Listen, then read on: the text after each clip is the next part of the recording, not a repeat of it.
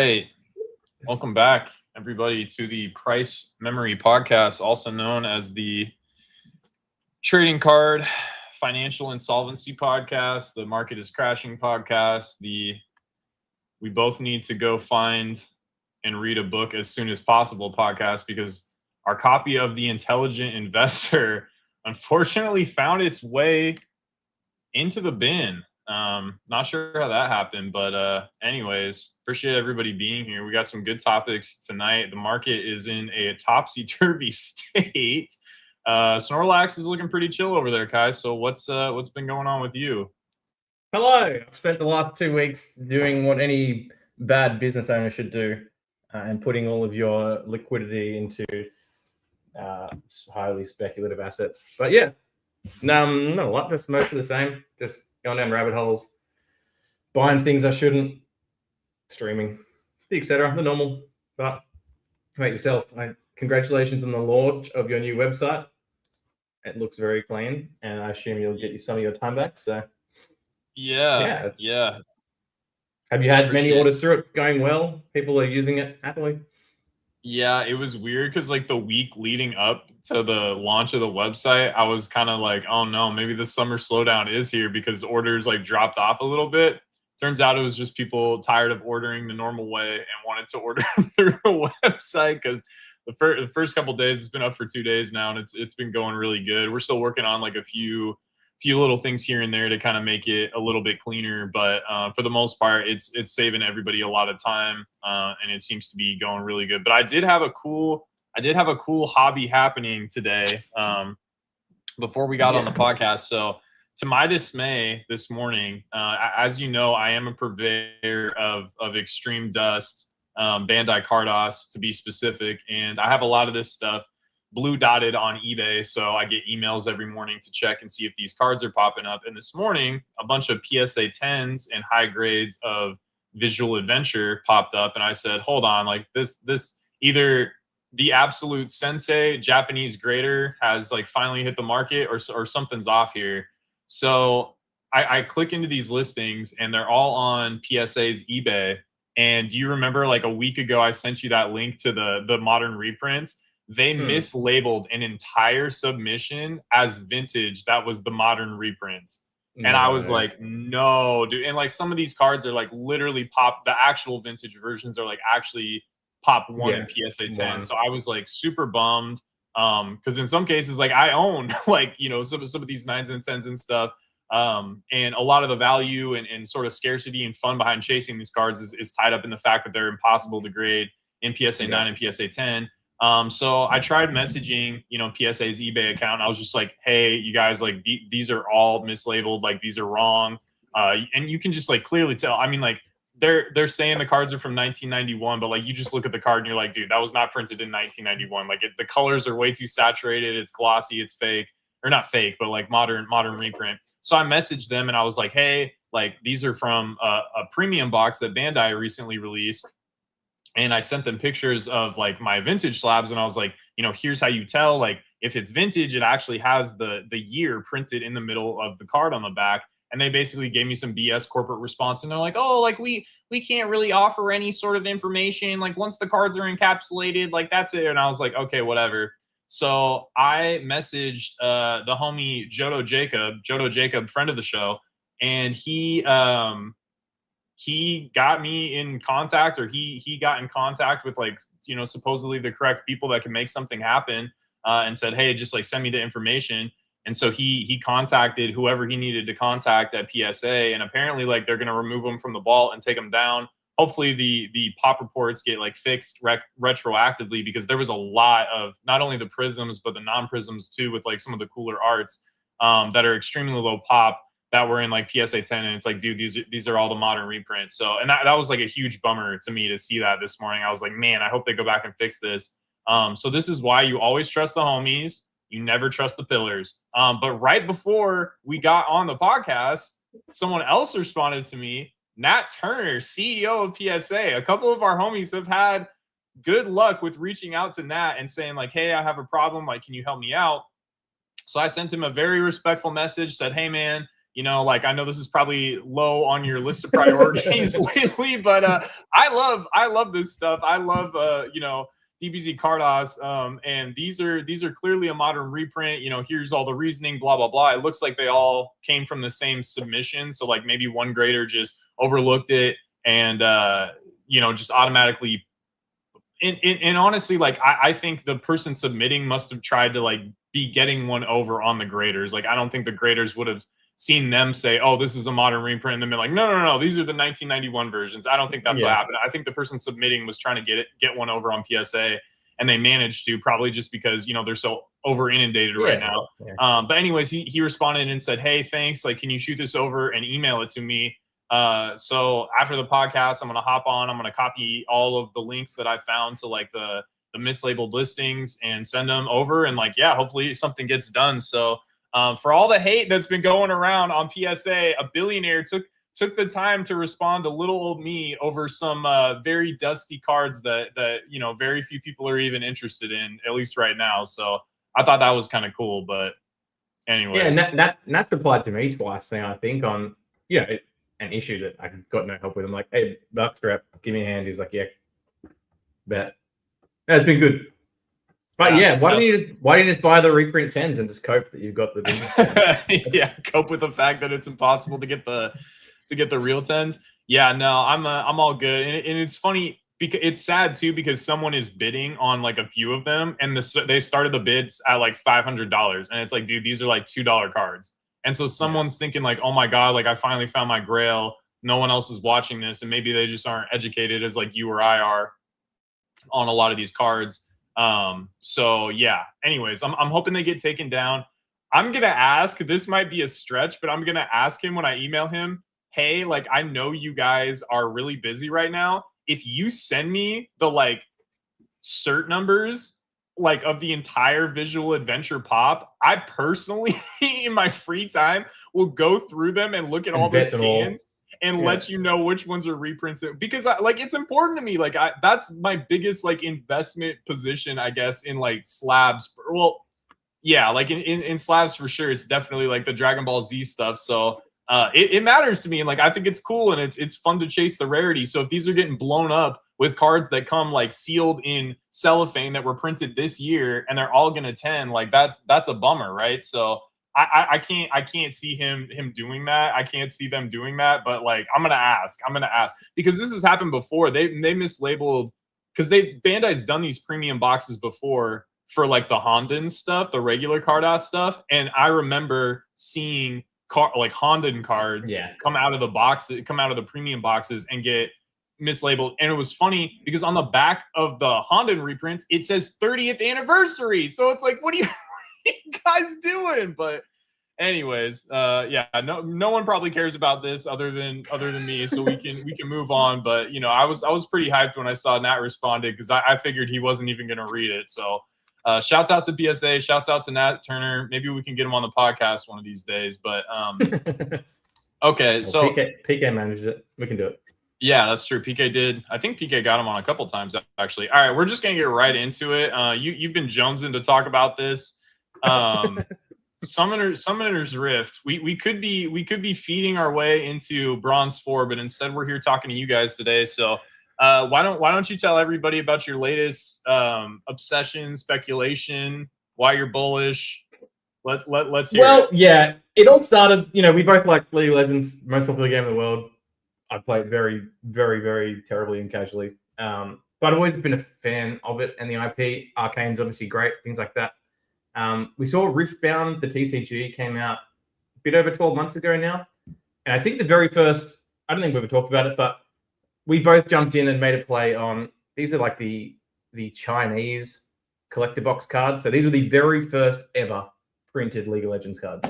They came out in a promo. They were limited to 5,000 is what was foretold. We made play together, and I made a play individually. We bought like over 100 boxes total, like sets of the promos. We graded them and just been sort of slow selling them since. We sold them really high to begin with, as it happens. You know, people started auctioning them and they crashed. Like we were selling them for like a 10x at the start, and then they probably dropped 90%, 80% over that time. I've always had my own personal sets of them, and I've always had them on my eBay, and I never dropped the price on them.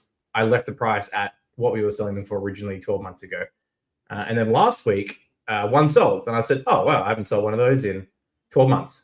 And I said, "That's interesting." So I, do what I did, shipped it out, re-up the quantity to re-up the quantity, and I woke up the next morning and someone bought all of them, like the prices I had them listed. So it's still the prices from 12 months ago. And I was like, oh, okay, that's interesting. I relisted them all again, up the price 20-30%. Immediately the same person bought them all. Redid it again, up the price 20-30%. Someone bought them all. Happened. I sold about 40 of them in the span of about 2 days. And because of that, I go, what's that like? What's going on? And so, jumped in, started doing some market research. Luckily, it's still a pretty new game. There's not a whole lot of nuance to the market to get like a pretty general overview. And basically that TCG is just, as of about 3 to 4 weeks ago, a lot of things are kind of up between 2 and 20x. And I've always been wanting to, like, I remember saying like 2 or 3 years ago in like the Discord and stuff like that, if League of Legends ever released a TCG, I would heavily invest in that TCG just because I really like the IP. I think it's got a pretty good, I think it's got a very good overlap with collectors. I think that people who are playing that game and playing the TCG are probably in the right age range to be collectors and are kind of interested in these sorts of things. But I didn't do it to start with. I waited. I sort of said I'm going to wait till a good point. These sales that I had on my eBay were just that kind of reinvigorated, tick my brain over, going, oh, what's going on now? Like let's look into it now. Like, is now the time to look into it and start buying? Turns out I'm 3 or 4 weeks late from the bottom. But I started selling it, and then I sold like $25,000 worth of these Chinese cards in the last week. And I've gone, okay, like the market's kind of firing back up. The first set's kind of out of print now. They're distinguishing between like wave 1, wave 2, like all the nuances kind of bringing it in. I think with a lot of the Pokemon market kind of being on the back burner for a lot of people, I think a lot of money is kind of just flowing into other places. I think we see that pretty often, like when something gets really hot and then there's a bit of a standstill, like is the market going to go up or down? People spill their money in other places that they want to. And that's kind of what I've done. Like I haven't felt like I've needed to buy much Pokemon in the last couple of weeks. I've kind of got a pretty good inventory for streaming. Like I've got a 2-3 month backlog of slabs. I've got everything kind of churning. And I've always wanted to like jump into this market. So as I said, like there's probably only, there's 1 or 2 podcasts that kind of do market dives and things like that. And so it really didn't take me long to learn everything about that game and, dive into what are all the early promos, what are the early sets, what are the distinctions between things, what do different stamps mean, what are the prize cards. So that's what I've been doing over the last week. And it's been really fun. It's been like a fresh, I think that's really what I needed, was a fresh breath of air of something new to like get you back into it. Like I was so burnt out. I was bored, like just burning, churning, like the regular stuff. And yeah, I just started, really just ape-brained in and bought basically every single thing that was available on Australian eBay. Looked into and it's really funny because like I'm now buying at like what the prices were 2-3 weeks ago. I'm buying at 2x, 3x, 4x, 5x on some specific cards. But like for the most part, like cases of the product haven't really moved. So I bought a bunch of cases of all the sets. I bought a bunch of there's like metal promo cards, like that were prize cards. If you go to the games nights and you're awarded points, you can build up your points and then buy a card. It's very similar to like the Japanese play cards in the way that you would like build up your points in the events, and then you can go buy yourself a gold Sarambrian or whatever. Obviously at a much lower scale, but no, I just kind of learned everything about the market and then just got really bullish on it and bought a bunch of cool stuff, and then went full degen and I opened about 5 cases of booster boxes just for fun. I kind of did it because I wanted to actually spend a bunch of money on the hobby, on Riftbound. And so like I've got this single store now. So we ripped all these cases. I ran every single card through Card Uploader, threw it on eBay. So we've got like 1,500 SKUs of Riftbound now. And we're selling like $300-400 a day in like playable singles and stuff. So I'm going to recoup a lot of the money from opening. I know it's not the smartest thing to do, but yeah, it was really fun. Like I've had a good week. I've been excited this week about this, and yeah, I guess I'm just bullish on it because it's just it kind of sat dormant and has been going down since the release, and now just kind of you're starting to see a bit more interest in that market. So could be a massive trap. I could get absolutely crushed, but I think with cases, you're buying like cases 10-20% around like the all-time low price. I think is pretty low risk, but just having fun opening it, looking for the chase cards, things like that. But yeah, it's just it's been fun. I've had a fun week of learning and buying and opening, and I know FOMO turned back into buying a case, which immediately ripped and things like that. But the only problem, I guess, is I had like asked Squeaks, Almighty Squeaks, about like what he thinks of it, and he said like, oh, I don't have no positions. I probably should. The only thing I've heard is the company that prints the game. Do you remember what their name was? Who prints it? Universes. Yeah. And apparently they've got a very horrific track record of keeping games stable. Which is kind Universes of the main is worry. Cheap. Which is weird because like Riot is a multi-billion-dollar company, I would assume, or at least Tencent is, who owns like a controlling share, from what I understand, in Riot Games. Like League of Legends prints money, so it's like, why didn't you guys license this out to somebody with a better track record? But maybe, people said that same thing about Bandai.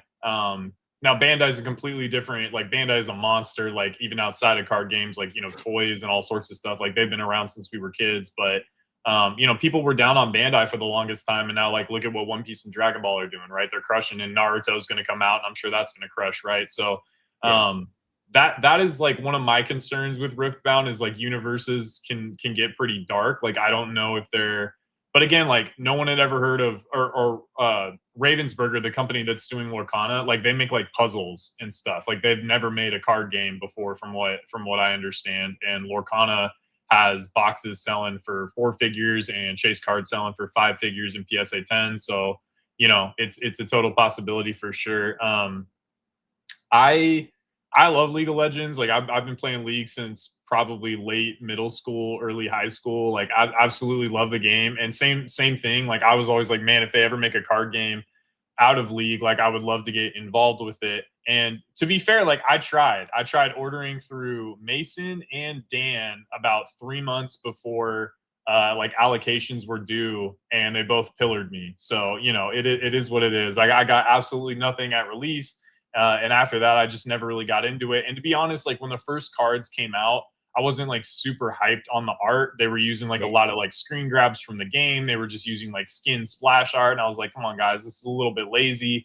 And we've been spoiled with Pokemon and One Piece, letting artists kind of go wild and make these cards look really awesome. So I was kind of hoping that they would do that with as big of a, property as League of Legends is. I was hoping the cards would maybe look a little bit cooler, and they're starting to get there. Like you've sent me some promos that I'm like, all right, like they're heading in the right direction. Like these are actually pretty cool now.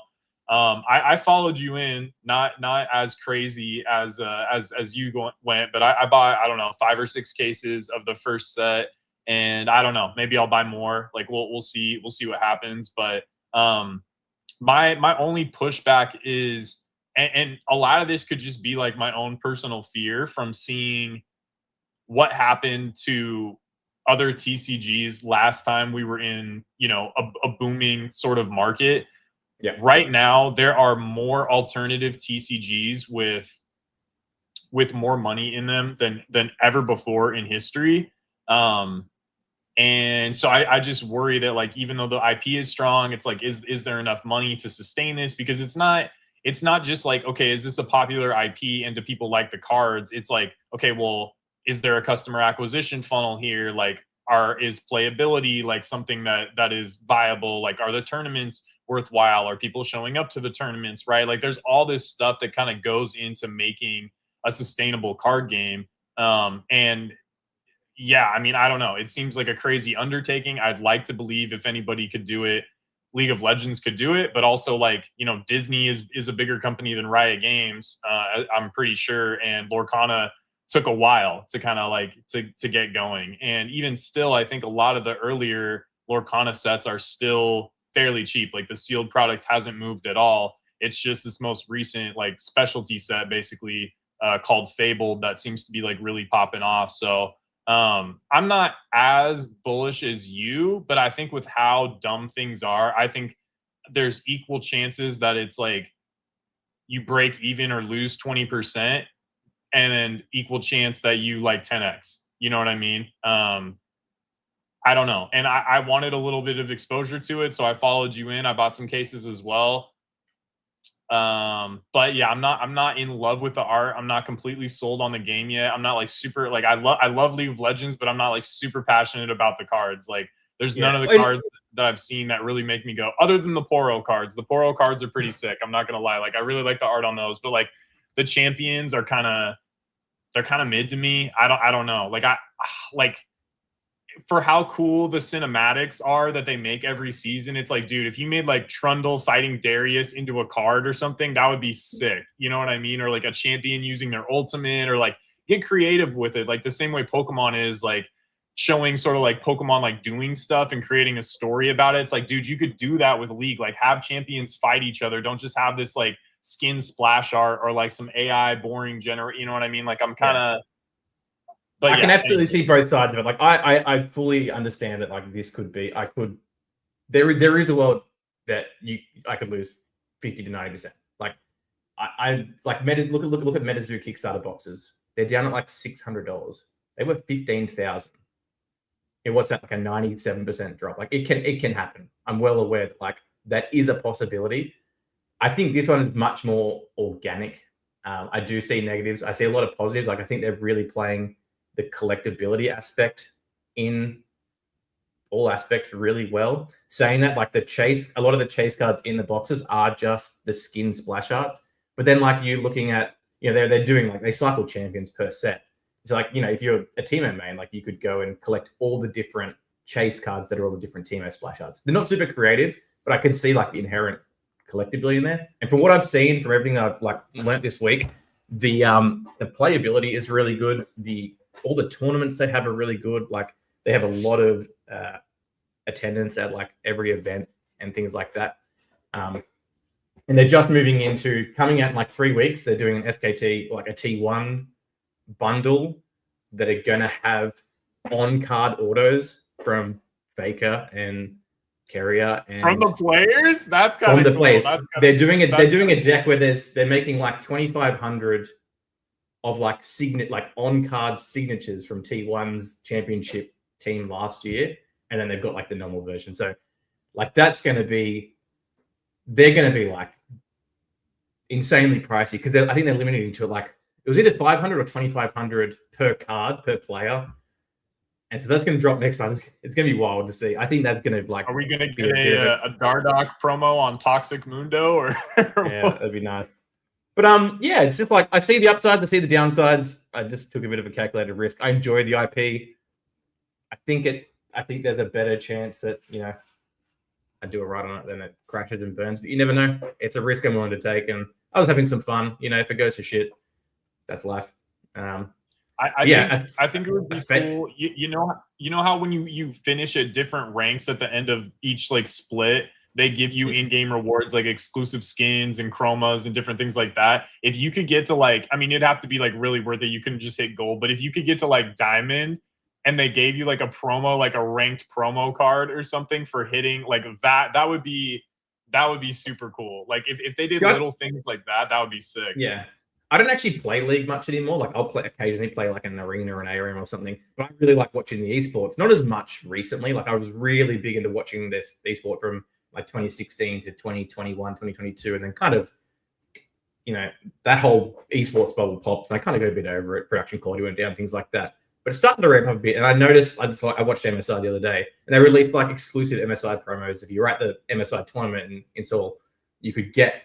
If you go to the fan meet, you could get these exclusive Riftbound promos. And I've noticed that even on the casts, they've been promoting Riftbound a lot on the League of Legends cast. Like you can see that Riot is pushing the card game through like the esports avenue. They're doing these esports release like exclusive drops. Someone said you're going to go hard at the T1 serialized. I think it's going to be impossible to get. I think they're going to be multiple $1,000s per bundle out the gate, and you've only got a chance to like. It's going to go stupid. A Misfortune card sold this morning, a top prize card for 100,000 US. For a raw Misfortune. I know there's like an Ari and a Raw. Yeah, raw. Raw? Oh Yeah, my god! Wait, I was think it there's one of like one though? two. I actually don't know. I don't know exactly about like these top prize cards, how many there are, but I know there's an Ari and a Misfortune, and both sold for 6 figures, which doesn't mean a lot. Private sales between top collectors, like you never know if it's real or not. But there's a lot of there's a lot of money and movement in the market. You're seeing a lot of these like new channels popping up and be like, look, this thing went up 3 times this week, and then the next day they'll make another video on the same thing. But yeah, I don't mean to harp on about too much. It's just it's what I've been having fun with this week. So a bit of a change of pace from churning business to actually like learning something new, learning a new market. I think everything I've done in Pokemon and Dragon Ball and all these other games, like it was very easy to like move into a new game, go, what are the first release promos? Where do things come from? What are like the different releases and how many they did? And yeah, this is fun to play around with. And let's see how much money I can lose the next 6 months, really. Well, it's funny because we've always been, I mean, even like since we first started kind of like doing business in the card space, like at what, like 6-7 years ago at this point, like we were always into alternate stuff, like different stuff, like dust. And back then it was just like, man, this is like not optimal for business. This stuff is really cool. This stuff is really rare. It's really hard to grade, and it's fun. Like it's more fun than Pokemon, seeing the same stuff over and over and over again. But it wasn't ever like optimal for business. And now it's at a point to where like the market has kind of like finally given us a gift, in the sense that all these alternative TCGs actually have liquidity in them and have like real money behind them. Um, and but we're both kind of at the points where it's like no fun, like all optimization, all Pokemon, like no getting cute and all that sort of stuff. And I it's broke hard every because, commandment. I broke every commandment this week. That's for sure. yeah, Yeah. literally. But I like same thing here. Like I've killed off like that side of me. Like I used to be so into, just like the dustiest of the dust, and now it's tough for me to, I don't know, because I'm always worried, like, okay, well, like what if, like what if and it's stupid, like it's misplaced worry, because it's not like it's meaningfully gonna affect me, but I always am like, I've trained myself so much to be like, high sell-through rate is God. Like it's all about hitting the metrics, it's all about the turnover rate. But I don't really get any fun. Like I bought 100 of that Luffy promo of him eating meat. I literally like ripped them out of the Shonen Jump insert, put them in card savers, and sent them off. And like, there's like, is that super optimal? Will it make money? Yeah, absolutely. Is that fun to me? No. Like, it's way more fun to like look into stuff that I'm interested in. Um, so yeah, I don't know. Like maybe subconsciously, part of the reason I was like pushing back against like your thesis on it was, I was like, yeah, but like, is it optimal? Like, is it safe? Because I've trained my brain to sort of like think that way, to make myself successful over the past like 3 to 5 years. But I have been getting into some pretty dusty stuff recently. I bought well, we'll talk about it later when I do the make the case. But do you think that like this is sustainable for like all these other card games to have these cards selling for 5-6 figures? And in some cases, like, okay, League of Legends makes sense. Like there's probably people with a lot of money in that market that are League of Legends fans, and there aren't a whole lot of places. Like if you're a fan of League of Legends, if you're a big like esports kind of like gamer nerd person, there aren't other options for collectibles for you to stick your money in, right? Like this is it. Like you're gonna buy a chase card of, the Misfortune top prize card, right? So like that makes sense to me. The Lorcana stuff, Disney is massive. That makes sense to me. I know you're not super into it. Maybe that's an Australian thing, but like Disney is huge over here. So like a Mickey PSA 10 selling for $10,000, that makes sense. Am I going to buy like a modern Mickey for 10,000? No, but like I get it. But when I look at this stuff like Gundam and like all these other, it's just like, yeah, like what do you think about it? Do you think like we're finally getting the gift that we've wanted the entire time we've been in the hobby? Or do you think that this is just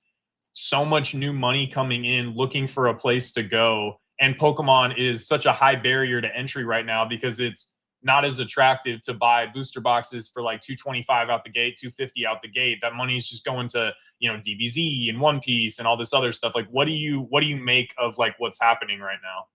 I think Pokemon is like the gateway drug to it all. Like people here, like 95% of what you see in like the mainstream media is gonna be like, oh, your Pokemon cards, it's now worth $1 billion. and then people get interested. They'll be, they might get into it. They might buy a few cards, and then, because of how the market is at the moment, they might go, "Oh, I can't really do much here. What else is there?" And then like the YouTube algorithm might pop them up and be like, "Oh, the Gundam market's on fire." Like, oh, I like Gundam, or I like Disney, I like League, I like Yu-Gi-Oh.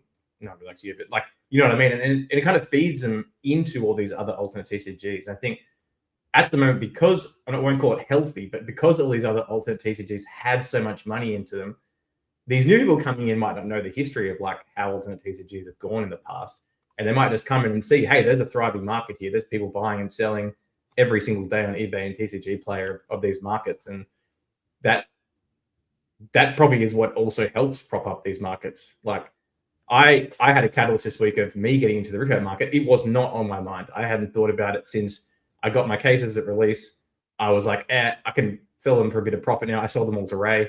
And I said, when things calm down, like I want to come back in and I want to take a position. And yeah, I think having all these alternate markets is good, because I think it also helps people stick around in the space in general. Because if they get burnt out, like they can, go and spend, a 10th of the money, a 20th of the money, and maybe buy some other cool collectibles in a different category. And I think you see that a lot. I think you see a lot of people, like, you might know that, they're 90% Pokemon, but then, they like to dabble in Yu-Gi-Oh! They like to dabble in Dragon Ball, they like to do other things. And I think having big, and I think the other part is like a lot of the most successful ones have been the most playable ones, and the ones that have had the most like support from the companies in terms of the playability. I think the big example is like the original MetaZoo. Like it, from my understanding, like it was obviously very influencer hyped out the gate. You had like the guys partnering with like King Pokemon and Steve Aoki and all these guys. It was very obviously artificially pushed up to start with. But then on top of that, like the playability, from my understanding, was, yes, there was tournaments, things like that, but the cards were so quirky and weird. It wasn't like a very sustainable like tournament-based game.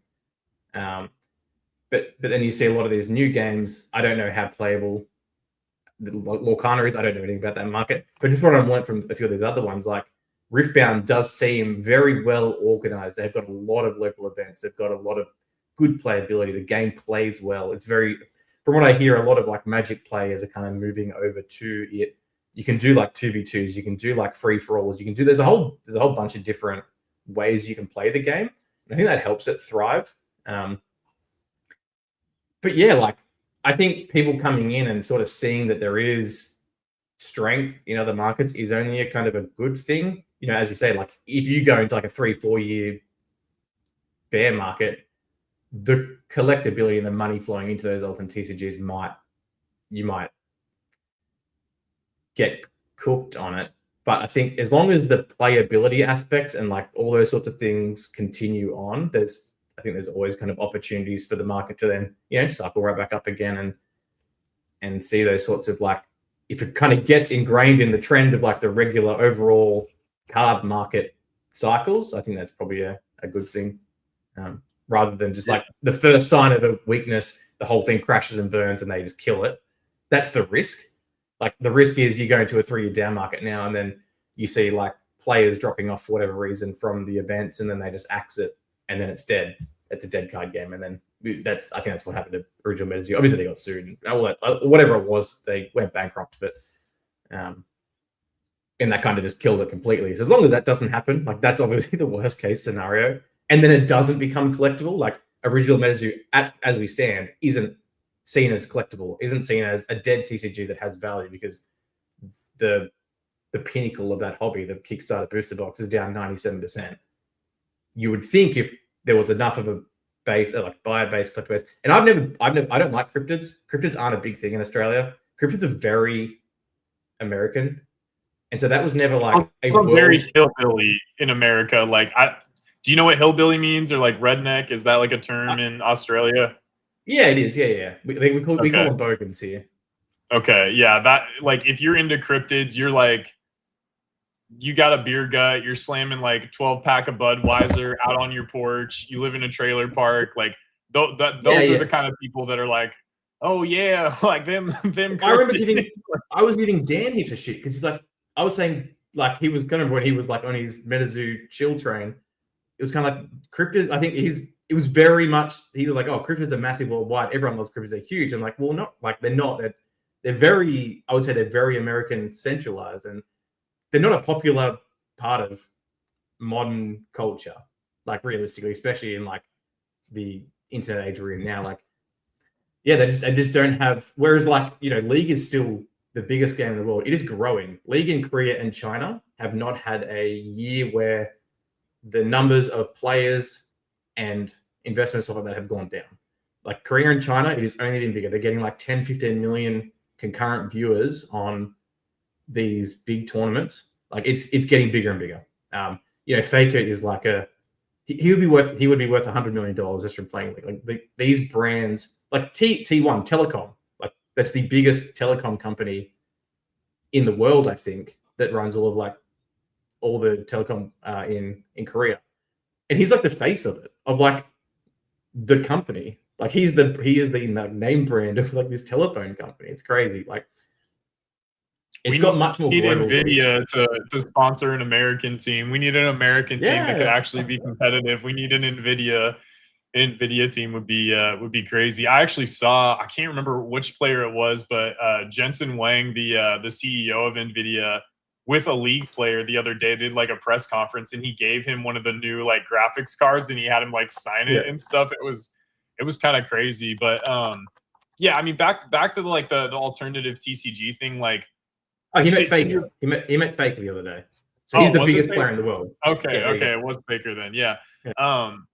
But yeah, like to your point about like some people come in and they're like, oh yeah, like Pokemon cards is sort of like the entry level, and then after that you're like, oh, well, like what else has cards? That's exactly what I did, because like when I got into the market, I had like no knowledge, no competitive advantage, and my bankroll was like, orders of magnitude smaller than it is now. So I was like, I can't do anything here. Like everybody else is so far ahead of me. Like I'm an idiot. So that's why I, was messaging people from Spain and messaging people from France and teaching myself about Cardos and machines. And like, that's how I found that website with like all the different IPs and stuff. And like, that was fun to me, like going down these rabbit holes and like seeking out that knowledge and becoming an expert in all these things that, people just didn't know about, and there wasn't a ton of like readily available information out there. Like that was genuinely fun for me. And I'm not even a collector. Like I'm not the end consumer. And I remember doing a podcast. I think it was on Pokenomics channel, but like we did a podcast a long time ago, and the whole podcast was talking about like, will alternative TCGs or like alternative cards like basically gain steam? Like, will it be something that people were interested in? And even back then I was like, yeah, because like I'm into this stuff. I was into like Marvel and DBZ and like all this other crazy stuff. And I'm like, I'm not even the end consumer here. And like, I'm passionate about this stuff and I think this is cool. So like people that are actual collectors, that like, that's the main way that they engage with trading cards.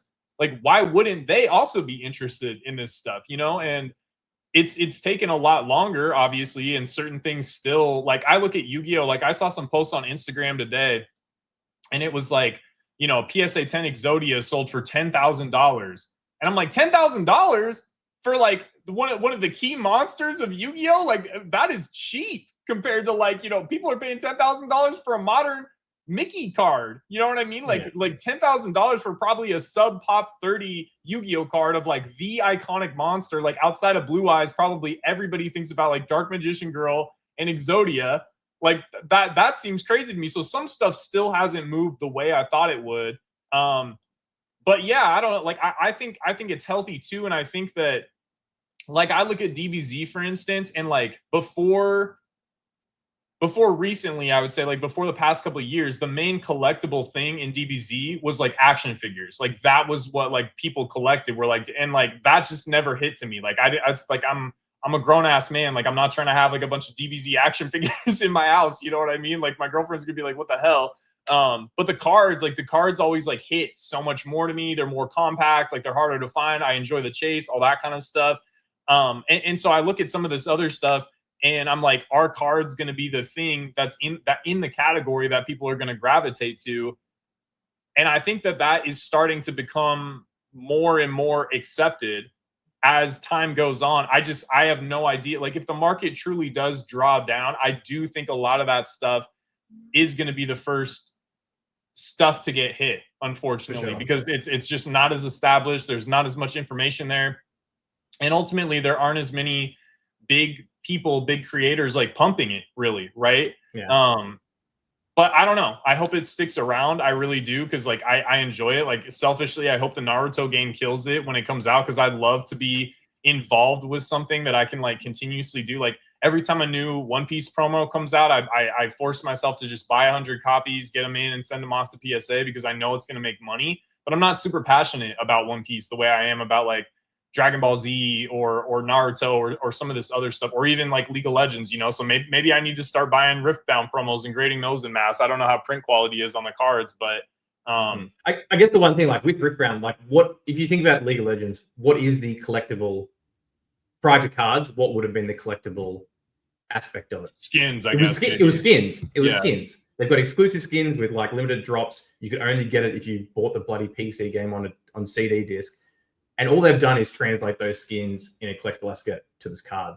And again, whether that holds up over time, and they've got enough skins and popular characters and things like that to keep like the collectability side, like separate to the playability side, fresh and unique, and keeps people interested, like of collecting their main champions with skins and promos and things like that. It'd be interesting to see.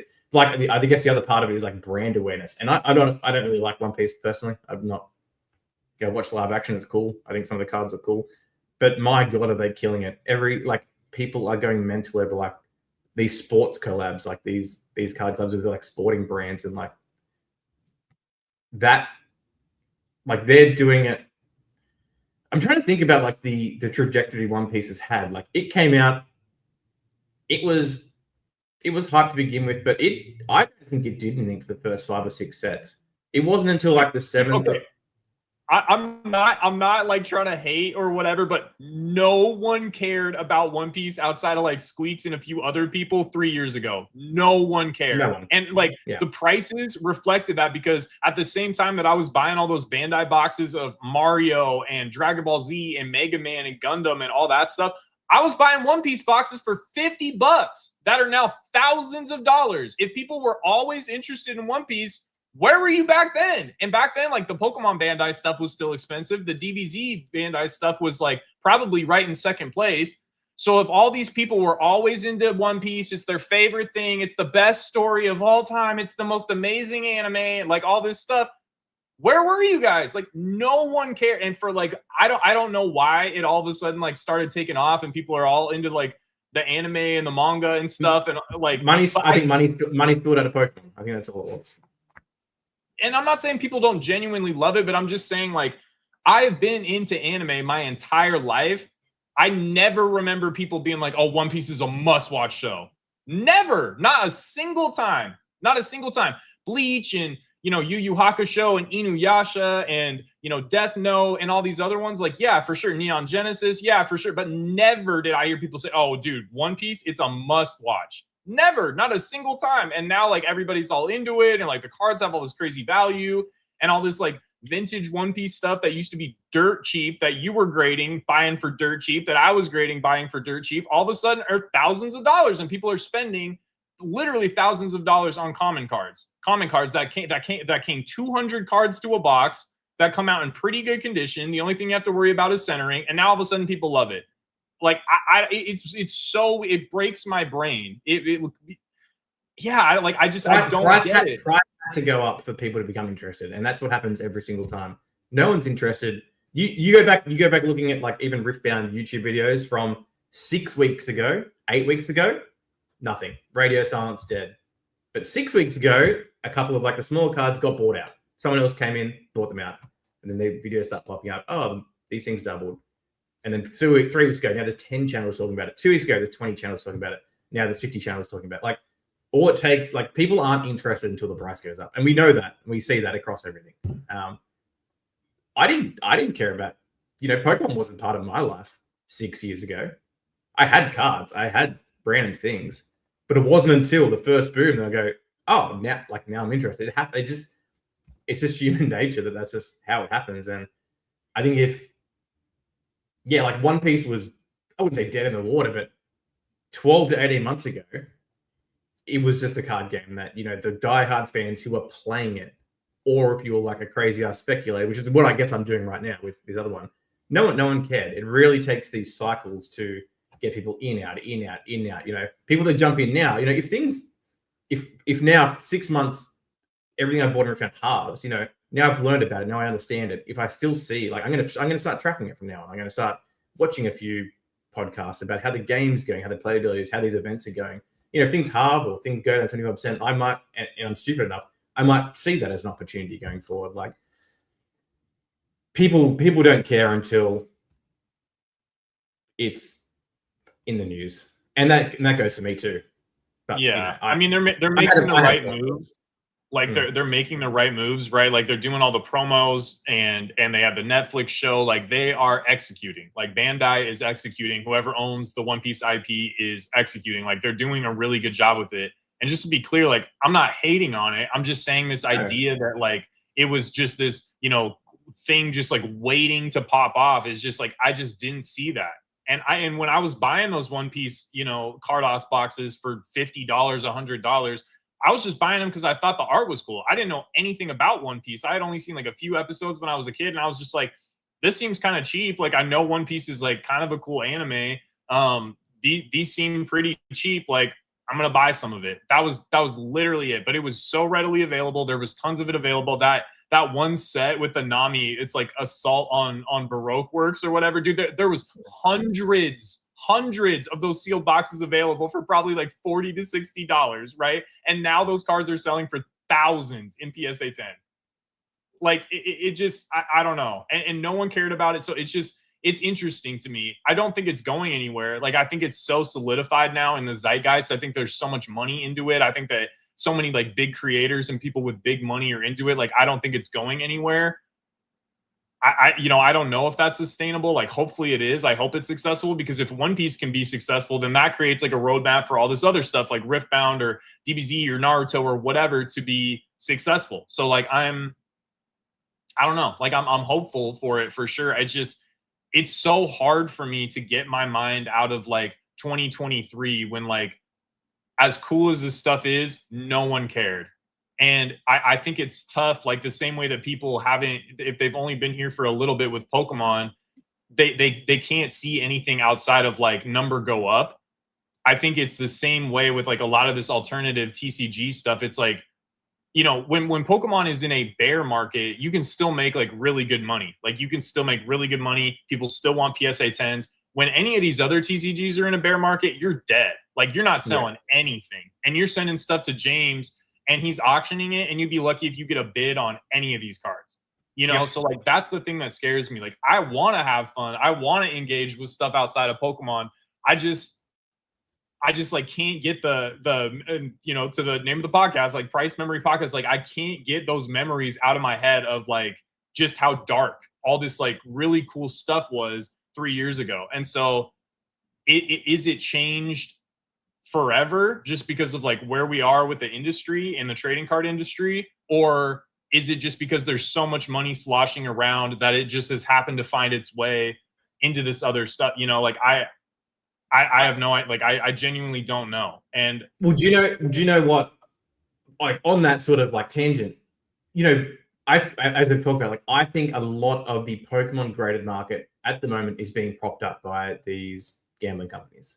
I think that's pretty clear. I think that's pretty widely accepted, and you can see the reasons why that makes sense. They need inventory. They don't care what they have to buy prices at, because they're going to price it at 5% higher in their repack, and then forever churn off that same piece of inventory profit. Like I think a lot of it's held up by that. I think a lot of the One Piece staying power, and this is nothing to do with the IP or anything like that.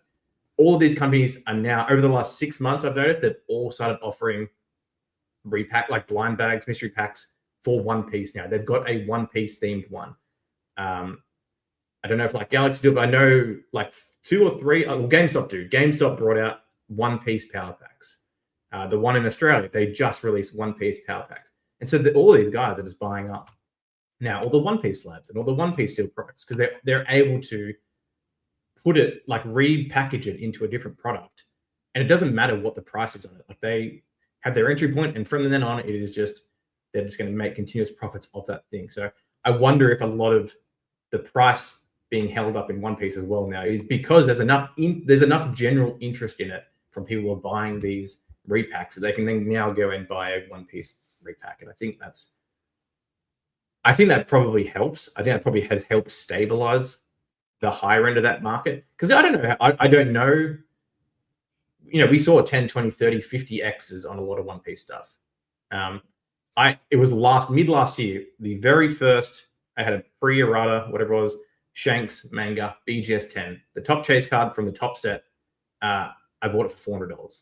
Like, why 12 months ago was the biggest chase card from the first set in a BGS 10 $400? It doesn't make and then I bought that because I was going to send it to James and sell it for 600. I was going to have him list it and see if I could sell it. By the time it got to him, it was like $4,000. I sold it for like 3,700, and then the next sale was 9,800. Like, in the span of like 3 or 4 weeks. Like, that's how quick that run up was.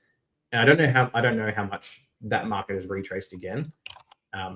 Probably a decent bit, but I wonder how much that big run up had brought people back. It brought renewed interest in the cards because it had more value, and that's just what brings people in. And maybe that then has solidified that industry a bit more now that all these bigger companies are seeing the interest and are able to buy up the assets and keep the market afloat. So yeah, I don't know. Well, even like, and some of it might just be like lack of education, but like back when I was buying like the One Piece, the visual adventure boxes and the packs and stuff and opening them, like I was opening them to get the prisms because the prisms were the only thing that like held any sort of value. And so I was like, I'm trying to get these prisms in PSA 10, and all this non-hollow stuff is just like, okay, I can send these to, CGC and reduce my cost basis or whatever. But I used to sell CGC 10, CGC pristines for like $30 to $40 or something. And now I'm watching people pay for these like common cards that all 10, like I had such a high pristine rate. People are paying literally $500 to $1,000 for these cards that used to literally just be bulk. And I don't know if it's just like a lack of education or what, but it's like, yeah, I mean, these were $40 cards and now they're $1,000. Like, and I don't. So yeah, maybe it is they're being propped up. Maybe like the people they're going to are saying like, where are you going to find this? Because the average buyer of a power pack is going to have like no idea what visual adventure is, and they're going to see it. The art's cool, it looks vintage, and they're going to say like, oh, this must be valuable. You know what I mean? So they don't have to wonder if it's valuable. They're telling you we'll buy this back off you for 500. You don't need to wonder. Yeah, literally. Because they're saying we'll give you 500 for it. It does. That's the whole loophole with it. The stuff doesn't have to have value. If they're pricing that in on their algorithm at that price. It doesn't matter what the price is. If you're just going to accept the offer and sell it back, the price is literally irrelevant of what the card is. And that's all part of it, I think. But like, look, for example, that Shanks I was just talking about, as I said, it was selling for, in January, between $7,000 and $10,000. It's back at $2,000 now. That card has dropped 80% in the last 4 or 5 months. I'm seeing the exact same thing in Rickbound. As I said, there's like a GG Easy Teemo promo, bit of like a troll card. It's Teemo. It's got a foil in the background that says GG Easy. It was like $300 raw a couple of weeks ago. It sold today for $10,000 in a 10. Like, it has had the exact same trajectory as this card has had, and I bet you in 3 to 6 months from now, that card will be back down at $1,500 or $2,000. But that's when people who wanted it and saw it run up and run back down might have interest in it. They know it's an early promo, blah, blah, blah. But I think we're going to see the exact same thing. I think we're going to see a huge run up, and then obviously, because it's the alternate TCG, 80% corrections are so common across all these chase cards in modern sets in high grade. I think if you go in with mentality to expect that, I think that's how you can kind of weather the storm. I think if you go into this thinking that it's going to 20x and then stay there, and then you go, what happened? Like, it's all dead. I think that's the danger point. Well, it's almost easier to buy alternative TCGs because there is no like 10% drawdown with Pokemon where you're like, oh, like, do I buy it now or should I wait for another 10% drawdown? With an alternative TCG, like you said, it loses like 80%. Like, it hits rock bottom and they will sit, and sellers will get desperate and they'll send out offers and they'll discount stuff over and over and over until it finally sells. And then they'll put it on auction and it'll sell for a super dark price. And 5 people are even interested in buying that card. So like, you're not bidding against it. And that's when you pick stuff up if you believe in it and if you're interested. And I've been trying to do that with like a lot of this like other vintage stuff I've been buying. But it just, yeah, I don't know. It's tough. Like maybe I just don't have the, I don't know. Like maybe I just don't have like the confidence, or like I'm just too scared after seeing like what can happen before. And like I personally, no matter, even if I could see a 20x off the bottom on a lot of this stuff, I don't want to wait 5 years for it. I'd rather just like turn my money over in Pokemon and Modern One Piece and just like make the easy money than like try to time the bottom on some of this other stuff. So I don't know. I don't know. But this is all with the caveat. This was absolutely money that I was happy to be dead money that I didn't need to like reinvest back into active inventory, things like that. So it's just, well, you're already in the money. You're already in the money on it. Need a corporate Mundo. If they make a corporate Mundo promo, I will back the truck up for sure. I love corporate Mundo. That's a great skin for sure. All right, I think we beat this one to death a little bit. I think a good segue here is talking about the the summer slowdown, the market crash, everything going to zero, everything going to MSRP in Pokemon. I'm gonna let you start this one off. I'm gonna grab some water really quick, but what do you think about what's happening right now in the Pokemon market? Are you buying the dip? Do you suggest that people buy the dip? What's your sort of macro outlook on what's happening right now? I'll be right back. No worries. I think that everything that we've seen, how everything's played out, is exactly how everyone should have assumed it was going to play out. And I think it's been talked about. I think we've seen this exact cycle in a while. We have a bunch of sets that release that are hype. It kind of props the market up. You see there's new releases from Surging Sparks. From Surging Sparks, you had a really good run of sets. Like you had some really hype sets. Each set was more hype than the last. Each set came out higher price than the last. And then people are saying, what is going to slow this market down? It's going to take 2 to 3 mediocre sets in a row. And I think that is literally exactly what has played out. I think if you weren't expecting this to happen, then like I would take this as a learning opportunity to refocus and like reframe what you expected to happen and then kind of like calibrate from that. These last Perfect Order, Chaos Rising, and now Pitch Black, like they all have 1 or 2 really cool chase cards in it. I know people always say like, oh, Greninja's a fan favorite Pokemon, Darkrai's a fan favorite Pokemon, Perfect Order. I don't even remember who was that. Was that Zygarde? I don't know about Darkrai. I don't know about Darkrai. I think Ninja is a fan favorite Pokemon, but no, Perfect Order was dark. It was Zygarde. Remember in like Meowth and stuff, and Mega Clefable, super dark. Not a good set. Not a good set. So exactly, I think what is happening at the moment is people got burnt out from like 10 sets in a row that were releasing at $300 on release day. All the chase cards were really good, like Phantasmal, insane chase card. Destin, I don't personally like Destin, but I know a lot of people love that set and love the chase cards from that. There was a lot of good sets in there. I think seeing boxes of these 3 modern sets, people, if you're opening a box and you pull that Darkrai and you don't really, I would say the majority of people don't care about Darkrai, you're going to sell that immediately. And that's exactly what we've seen. We've seen the chase card absolutely plummet because people would rather have something else than that. And I think all that does is drag down the price of the box and then kind of drags down the average price of like everything in the last couple of sets, in my opinion. Nothing that has happened in the last 6 months waiting for this kind of market shift is surprising to me whatsoever. Are you surprised by anything?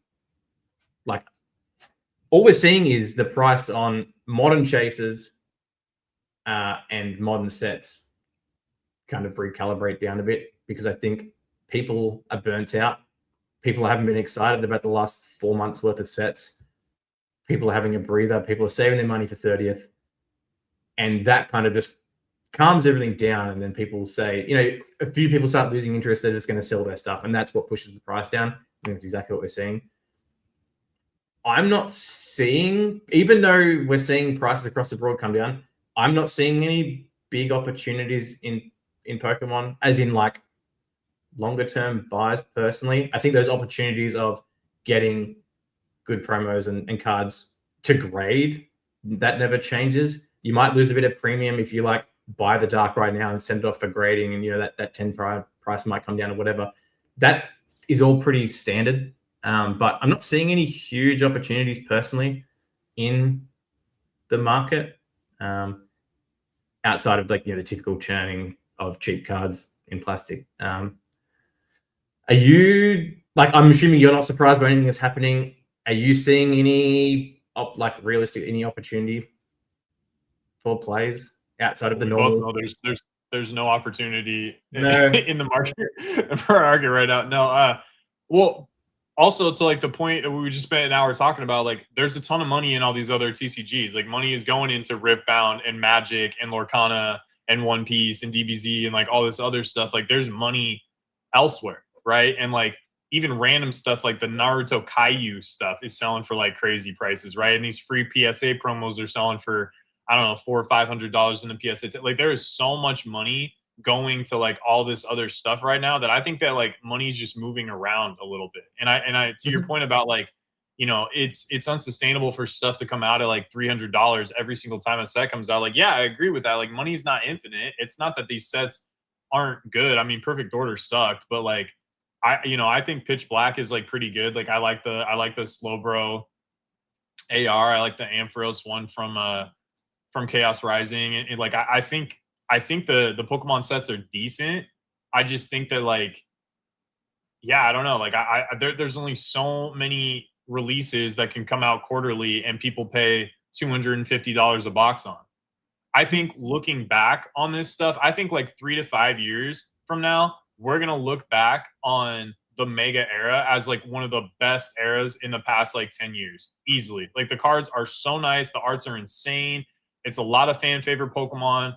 I think they're producing like some of the best stuff that they've pumped out, honestly, since like I've been back into the hobby. Like I like this era a lot more than Scarlet and Violet, probably more than Sword and Shield. Like I think this is the best stuff that they've produced since I've been back in the hobby, honestly. And I think it's going to age really well. I just think that people have wallet fatigue. People are getting interested in like other TCGs and stuff like that. And a lot of these prices were just nuts. Like Ascended had pretty good print quality. So there's no reason for a Pikachu standing in a forest to be $5,000. It's not even like an exclusive Japanese promo. It's like a set card out of an English set. And it's pretty easy to hit. And it's pretty easy to grade because the print quality is good now on English stuff. So like that kind of stuff doesn't really surprise me. But I do think that like some of this stuff has dipped. Like 151 bundles, I think we're getting offered those for like $160 or something right now. That seems pretty cheap to me. That's under $30 a pack. Like that kind of stuff, like the older, really juice sealed product getting like not destroyed, but like coming down like a decent percentage, like that kind of stuff is more attractive to me than maybe buying like the new next hottest thing or whatever. And I'm sure there's a lot of people scared right now. So like if you're looking to accumulate like sealed product or something like that, I'd be putting buy posts out on Instagram, buying at 75%, buying at 80%, and picking stuff up while people are scared. Because not only are you buying it at like a local low, you're buying it at a percentage of a local low on top of that. So I think it's a really good time to be buying. And I've been like stagnant. Like I haven't really been buying like any sealed for the past couple months, but I'm probably going to start buying again. Like I've started like nibbling here and there. Cause like, I just see this stuff and it's like, this is out of print. This is too cheap. Like, sure, I'll buy more of this. Like if you guys are scared, like I'll buy more of this and I'll sit on it. I haven't sold anything.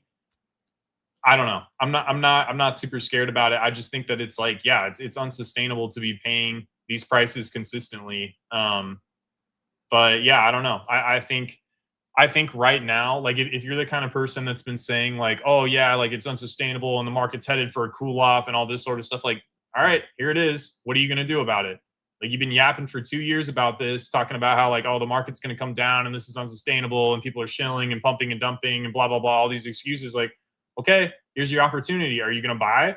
Like, are you going to take action? Because like now is the time to take action, I would argue. Not on everything, but like on a lot of stuff that is maybe overcorrecting and caught up in the like overall fear. I think like now is probably a good time to be buying. And maybe it takes a year or 2 years to recover and for you to see like any sort of like meaningful percentage gain. But like with the way things have been, maybe by Christmas you're up 50%, 100% on a lot of this stuff, especially the stuff that's like either out of rotation or heading to out of rotation.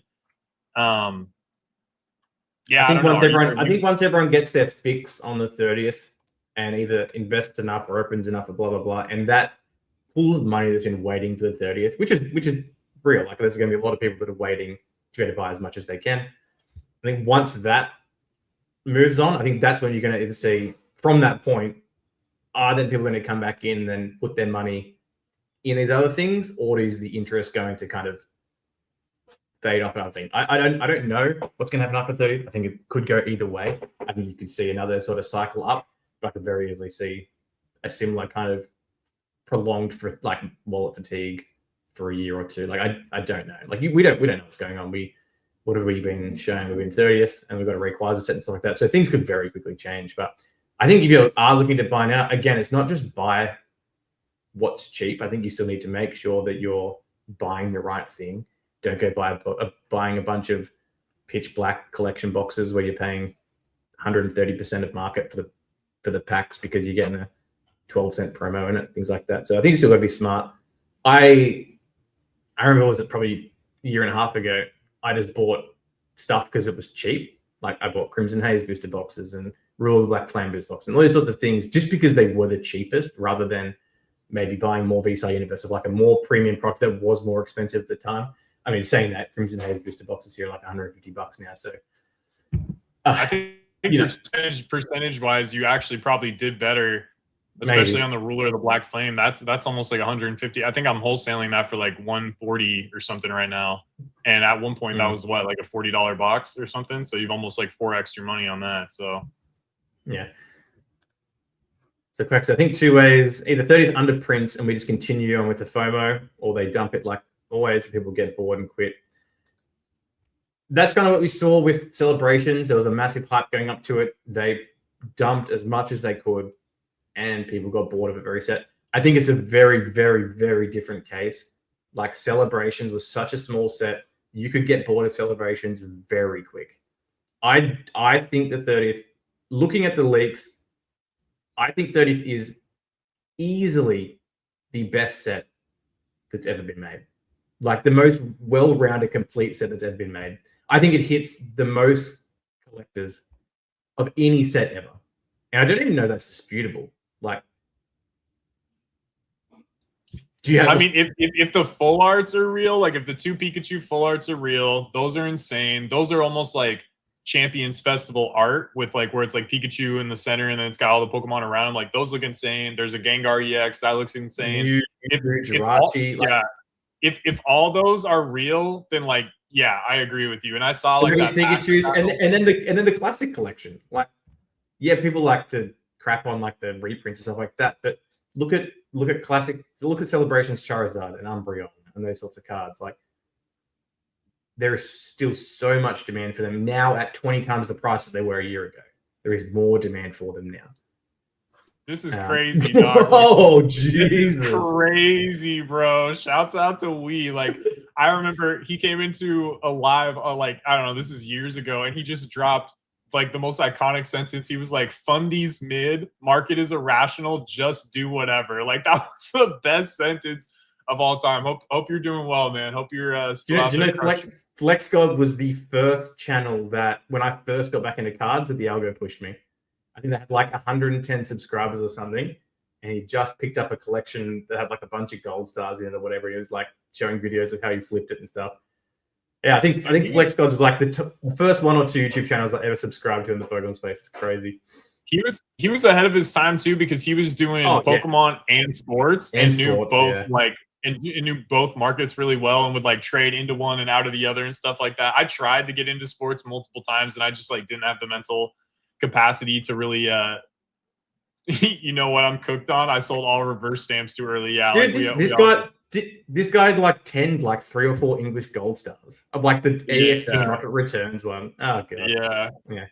Crazy. Yeah. Hey, Thrift, I'm sure he's watching this from his mansion somewhere. But yeah, it's I don't know, like to your point too about the 30th stuff, like I think it is nuts. I do think though that people over-index on the fact that it was like they printed so much Celebrations and forget about like what was going on in the world at that time. Like we were coming out of like this worldwide crazy virus where like everybody was stuck inside and people were getting, at least in the United States, like people were getting free money from the government to spend on whatever they wanted, and they had nothing else to do for 2 years other than like sit inside and enjoy nostalgia and, you know, placate themselves with buying their childhood, right? And all of a sudden, like, things started opening up again, and people could go to restaurants and concerts and you know, movie theaters, and like all the stuff that people were used to doing like became accessible again. So it wasn't like, oh well, Pokemon dropped so much product on the market that people became disinterested. It was like, dude, people were only interested in Pokemon for 2 years, and now like the rest of their lives like became accessible again,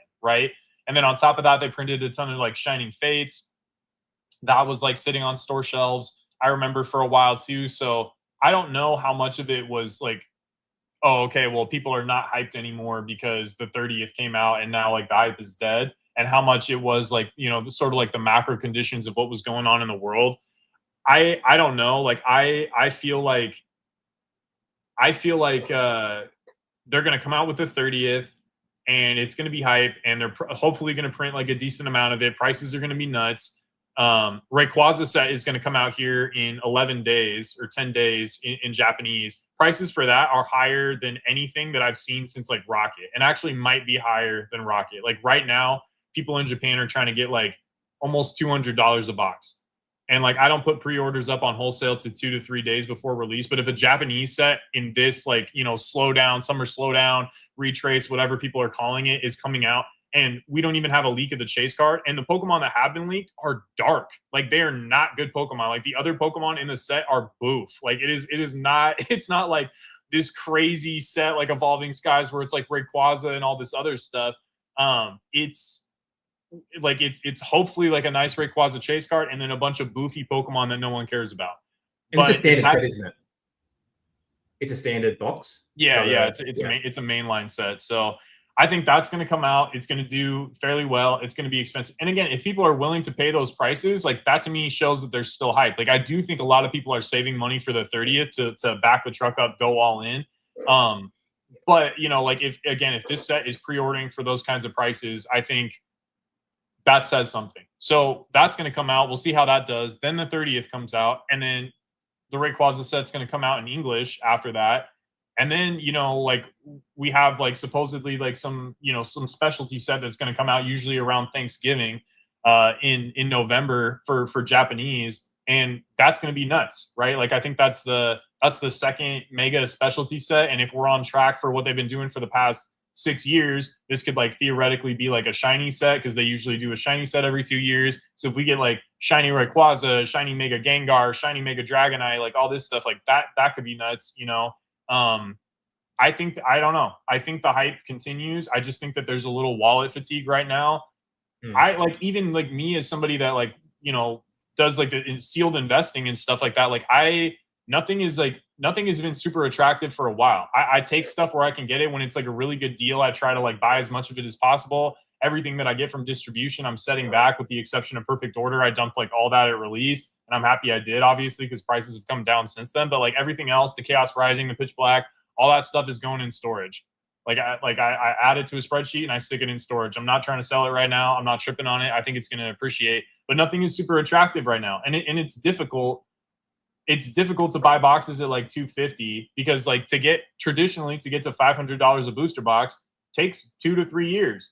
So the idea that like I could like only double my money, I know that sounds like so, but like only double your money in like 2 to 3 years is like, it's not really super attractive. So I've been putting a lot of like my money into the stock market and other things, just because it's hard right now to find any like really good like long-term investing opportunity in Pokemon. You know, I don't know. So not even just wallet fatigue, just general fatigue. This market has been on for 18 months, and there hasn't been an opportunity to take a breather, because there has been so much opportunity that I think it's actually like people are just like, let's chill out. Like, they know that 30 is coming. They know the Rayquaza set's coming. They know there's another special set coming. Like, it is just I think a lot of people have just taken the opportunity to have a step back and have a breather, which I think is really like healthy, obviously. But as you said, like, do we know in English, is the Rayquaza set coming first, or is 30th coming first? 30th, because 30th comes out in September, the middle of September. I want to say September 16th is the release date, and supposedly like all the countries are releasing at the same time. So it should be Rayquaza set, or it should be Rayquaza set in Japanese, then 30th, then English, and I think Gem 6 is supposed to come out in Chinese. And I mean, that's another thing too, is like even within Pokemon, money is going different places, right? Like the new Terrastal set came out not that long ago. Those boxes, I think I'm still selling on eBay for like close to $100 a box. And it's crazy because Terrastal in Japanese is like 150, you know? And so the Chinese version is selling for close to the Japanese version. And the only thing it really has is that exclusive Sylveon. The Rocket set just came out on Friday, so like I have those up on the website for wholesale. The box looks really nice. It's a combination of Journey Together, Heat Wave, and Gloria Team Rocket, like all in one Chinese set. The box looks sick. It's got Giovanni and Mewtwo on it, so like that's taking up money. I'm sure that'll sell well.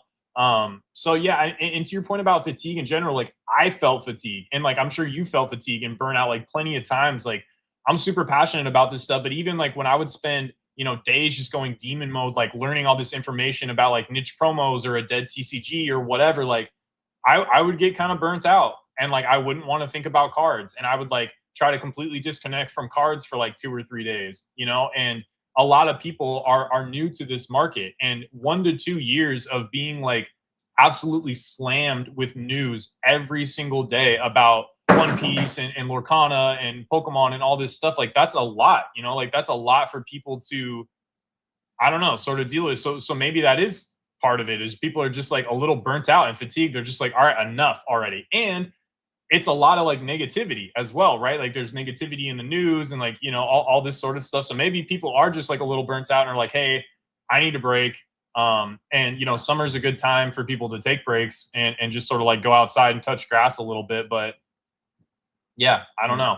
That's why like this week as a break, it's been more euphoric. So I found something new and I learned something new and I was completely disconnected from. It felt very different than the normal cards. These are the cool cards I play with now, not the normal cards that I'm playing with every day. So it was a bit of fun to disconnect, which is I think is very common. But yeah. Yeah, 100%. That is a good way. Is like when you're super bored or feeling burnt out, try to find something that is new and fresh and interesting, and that can sort of like revitalize you a little bit. Okay, last thing before we get into the commandments and the make the case, optimization. So like now, and we kind of talked about it a little bit, I think last episode, but like, times like this are a good time to sort of like take a look at what you're doing, take a look at your business, take a look at your inventory, and make the needed changes when things like are a little bit slower, because maybe you have like more time or whatever. So have you been doing anything recently to sort of like optimize your business? I mean, I guess I know you have with the raw store and things like that, but is there any like organization or optimization that you've been doing, or any tips you can kind of give people watching? Yeah, the last sort of month or two, it's been less.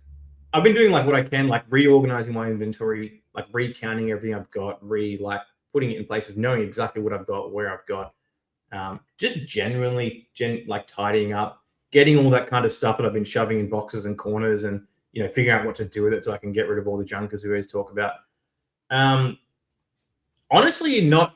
I think I will come into doing more optimization business wise. I need to look at my shipping rates, see if I can get my suppliers cheaper, see if I can organize partnerships or sponsorships with other things that I'm constantly doing, see if I can talk to eBay reps and get rates down, see if I can. There's a whole bunch of stuff that I know I need to do. There's things where I'm getting charged, like I have like CapCard or all these different subscriptions that I'm getting charged every month. It's like, I'll just deal with that when I've got time. Like these are the kind of things that I need to, because I looked the other day and we just swapped from using, like we use Australia Post here, where before we did eBay Live, you could just export my eBay orders to this other website and I get them like 10 to 15% cheaper. And now with Live, it's not as easy to do. So we've swapped back to using like the eBay labels, which is costing me, I think I looked it up. If we average, 600-700 orders a week, it's cost me like 40 grand a year to use this slightly more expensive shipping label. And so like I need to look into that, because I could potentially save myself tens of thousands of dollars a year by re-optimizing my shipping label. And that's something I just genuinely need to do at some point. So I think hopefully in the next, coming weeks and months, I still feel like I need a bit of a break, and I have been working a lot less. I've pretty much the last month or last 6 weeks, I've pretty much only been doing my 2 streams. I haven't pre-graded a card in probably 3 months. I just have really been buying the stuff that I think are good buys and putting them aside. Like I've got 700 prismatic ETB promos, the EV. I just keep getting offered them. I'm like, good price, I'll take them. I'm not going to action that right now. I can't send them PSA right now. I'm not going to open them all and pre-grade them all and do that sort of stuff. I probably should. I've still been doing the stuff that I should, but I've really been hands off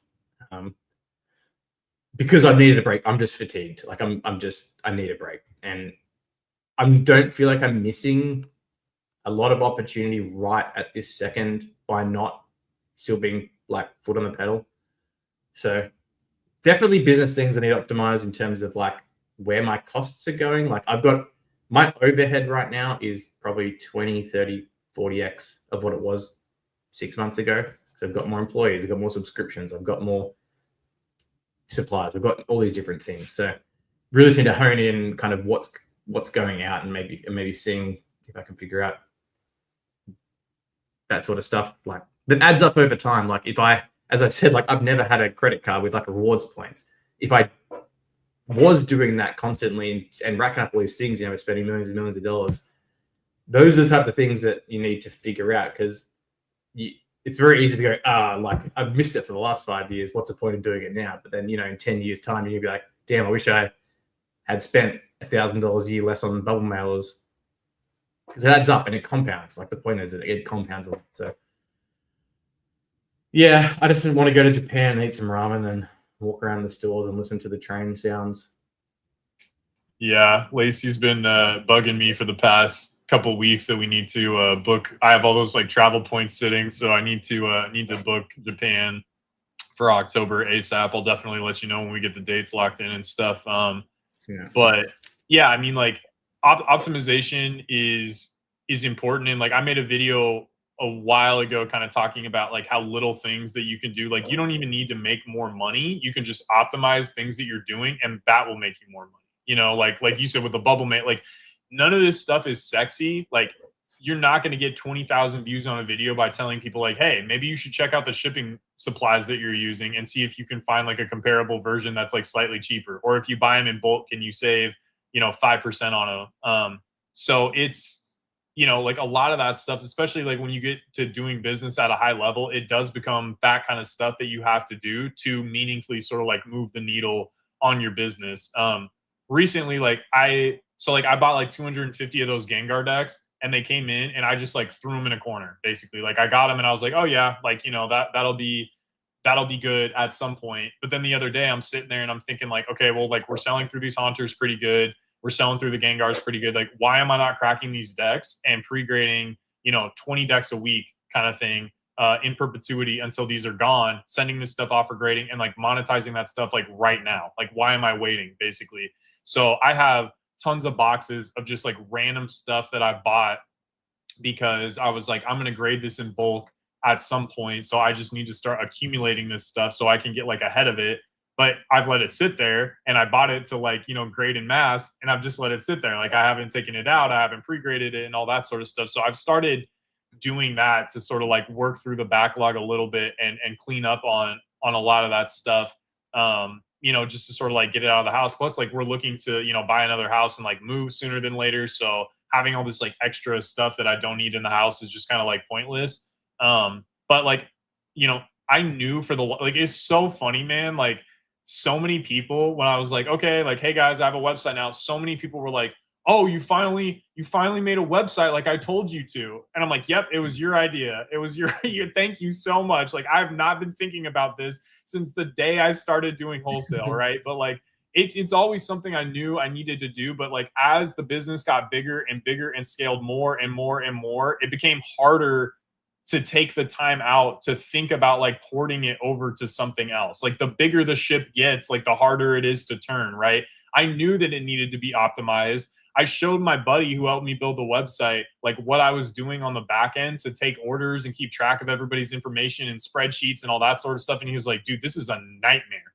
And even when I was like going through and like showing him, I'm like, this is insane. Like, this is actually, it's like, this is, and now that I am taking stuff through the website, I'm just like, dude, you were an idiot for doing it for this long. But again, like, I just didn't have the time to sit there until I made the time to like sit and optimize it. And now I'm like super happy I did. But now I have some of my time back and I need to go through these things. The other thing I'll say too is when you get to a point to where like we're talking about burnout a little bit, when you feel like you're not feeling anything at all, and you're like, I need to feel something here, I need to do something that I'm passionate about. Sometimes, like, I don't know if this has ever happened to you, but like sometimes I will start making dumb decisions. I'll start doing dumb stuff because I'm like, I need to throw money at something. I'm letting cash sit. I hate letting cash sit. I have too much cash sitting. Let me throw it at something, and I start doing dumb stuff. Like, I'll buy something and I get it in, and I'm like, why did I buy this? This is going to take like way more work to monetize than I'm willing to put in, or like, you know what I mean? Like, that is like, have you done that? Have you run into that before, where you just like start throwing money and stuff, and you're like, dude, I'm an idiot. Yeah, I mean, like, that actually Yes. like might pan out, but like, do you get what I'm saying? Like, I've run into that so much recently, because before, like 2 to 3 months ago, it was easy. It was like, oh, I'm getting offered like Pokemon Seal product at a good price. I'm gonna buy a ton of this. I'm gonna, buy pallets and pallets of this stuff every month and just set it back because the prices make sense. We're in like a market where things are appreciating quickly. I have a good amount of buffer room, but like, it hasn't been that way. And so now I'm just like, yeah, I've been making like a lot of stupid decisions and buying stuff that I shouldn't be buying, and sort of like, which creates more work for me than it needs to, and ends up like wasting more of my time. So I've kind of been like running into that a lot lately too. But now that I have the website, like I do want to like take YouTube more seriously and spend more of my time like funneling people like to the website, making content, building a brand on social media, all that sort of stuff. And yeah, I don't know, like, hopefully that will sort of like pay dividends and be good for the brand for sure. But I have let things get a little too loose on the back end for sure. Like, I've let things get like, I used to be so optimized with all my inventory and like have a purpose for like literally everything that I had in inventory. And over the past few months, I've totally let that slip. And even though it's not going to impact me as meaningfully as it would like where my business was at three years ago, it's still the wrong behavior. And so like the other day, you sent me a picture of like, you bought all those 5 rows and you had everything labeled and you had all your promos sorted, and you like, I need to go through and do that. Like, I have none of that. I have a bunch of stuff sitting in boxes that is not efficient. That's not going to fly. You know what I mean? So like, when you sent me that stuff, I was like, oh, that's like kind of inspiring. Like, I need to get on it. Like, I've let things get like way too out of hand. Yeah, I've just been ranting, but hopefully No, this yeah. makes sense. The hard part is that realistically there is always something to do. Like, there is a 0% chance that you could wake up and go, I got nothing to do today, this morning. Like, there is always something that can be done, even if it's not like the most important thing, but there's something that can always be done. So it really is just, even if it's not the most important thing to do, I think it's important to just pick something and then do it until completion. Like, your website probably was the most important thing you could do, but like, you started that and now you finished it. Maybe your next thing is I'm going to open up every single, like, pre-grade every single promo that is potentially gradable in the house. Just like make that a task and do that. And then when that task is done, like, it feels really good. Like, an optimization I did last week is, we've been doing this single store for 6 weeks now. Like, now we're in a good rhythm of, he's coming in 4 times a week. He's doing that, and he was fulfilling. It's like, oh, I think I'm fulfilling really slow. And I've done the fulfillment once, and Casey's done the fulfillment a few times, and it's been like, no, it is just generally slow. But like, the room wasn't set up right, and so I gutted the room. I pulled all the desks out.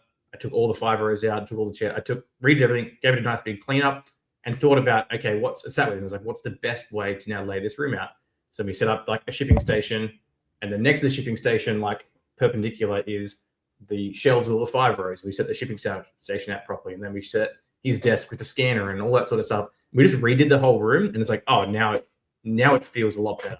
And yes, like, I spent a day doing that, but if this store is going to be going for the next 5 years, like, him being able to pick orders and fulfill orders half an hour quicker every day, like, that's not directly affecting me. I guess like financially probably is, because I'm paying for his time, but like, that's just, it's like, cool, that's done now. That was nice. That's better. Like, that was a really good optimization that we made. Like, that's not a sexy thing, redoing a room, but it is fine. Just find something that isn't working and fix it. Like, I guess, a lot of these things where I'm definitely not buying the cheapest bubble mailer, but I've been buying the same one every time. Every time I get lower, I just go to purchase history and buy again and buy 50 more. Like, yes, I might be losing $50, but it's like, for me not to have to think about that again, it's just like cool. I just do that. But you know, as soon as I find, once you've replaced that with a better way of doing it, like again, it's just rinse and repeat. So yeah, just finding little As things. soon as that store, though, like to your point about like fixing the shipping station, as soon as that store starts like trucking though, and you have like an insanely busy day,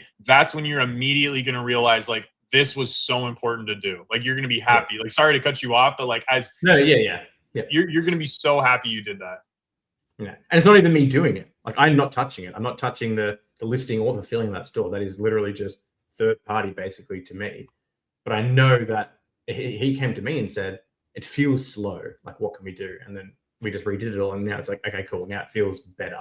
It mightn't be like significantly faster, but it feels better. And I think having things feel better, like me having all my promos in, like, I know this box, this 5 row is this promo, this 5 row is this promo, like all my Riftbound seals here, my Pokemon seals here, my loose packs of streams here. Like, just, I gutted the garage, I gutted the workshop, I went to like our storage unit, reorganized the storage unit, like did all that sort of stuff. And the gain for it probably isn't huge, but just like the mental gain on feeling more organized was nice. Like it was like I finished it the day. I was like, yeah, good. Like it looks clean. It looks fresh. Like I'm happy. Feng shui is real, bro. Feng shui is real. Yeah. And like the biggest thing you can do, like this is gonna sound like business YouTube guy guru stuff, but like if you are a high performer, it doesn't matter what business you're in. It doesn't matter if you're an athlete. It doesn't matter. Like if you're a high performing business owner, freeing up mental capacity and having like good mood and mental clarity is the most plus EV thing you can do. Like when you have mental clarity, when you have excess mental capacity, that's when you can like execute like a monster. That's when you have these sort of like quiet moments in your head because everything's not cluttered and you're not like, racing to catch up and like do the things that need to be done. That's when you have your best ideas. That's when you have like, oh, well, this could 2x the business from here, or this could be another like 6-figure opportunity, right? Like when you're so bogged down with all this like clutter and BS and stuff, like you can't execute effectively, So like that mental capacity, it's an intangible, but it's super important. Yeah. So, really quick, Mason said shipping to rural locations is absolutely brutal now. Sometimes a $3 additional fee. Yeah, so I actually experienced this the first time today on eBay.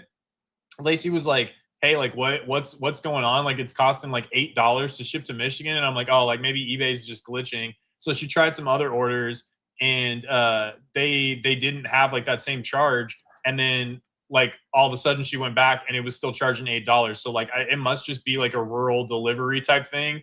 But like $8 now to like deliver to certain addresses is pretty nuts, especially when people are only buying like a box of Gem 4 or something like that. That's kind of dark. So any final things on optimization, or should we move into the commandment? Yeah, let's move in. All right. Commandment 5, ignore the noise. I'll let you start with this one, but all I will say is I spent my first 2 years in the hobby listening to a lot of noise. I spent the next year unlearning 99% of that noise. And for the past like 3 years, like, business has been booming. So I'll let you take it from there. Yeah, I guess noise, is realistically, it all comes around to the content that's surrounding you and the people you talk to and like what people are saying. Nothing has fundamentally, I think I said this before, like nothing has fundamentally changed in the last 6 months, except like price change. That is the only thing that's changed. Like nothing that the Pokemon company has done, nothing that any of these spaces have done as fundamentally negatively changed how we expect like the Pokemon market to operate going forward. I think is what we talk about is a lot of just fatigue and predictable. This is very predictable market cycles. Everything that's kind of happened is exactly how at least I had predicted to happen. I thought it was going to happen 12 months ago. It's happening now, but this is exactly what we were expecting. And I had a plan. I've got a plan for the next sort of 6 to 12 months of what I expect to happen. And what I think the mindset you need to have is, you had that plan. You had the conviction when things were good. You need to maintain that conviction when things seem negative. If you're now looking at, you're worried now that something's gone down, like you're going to start searching for negative content. You're going to start seeing more negative content. The algo is going to start pushing you more noise. Like when things are bad, the algo pushes you noise because it is like reaffirming what's going on, and you're looking for like reasons why. You're looking for like the next.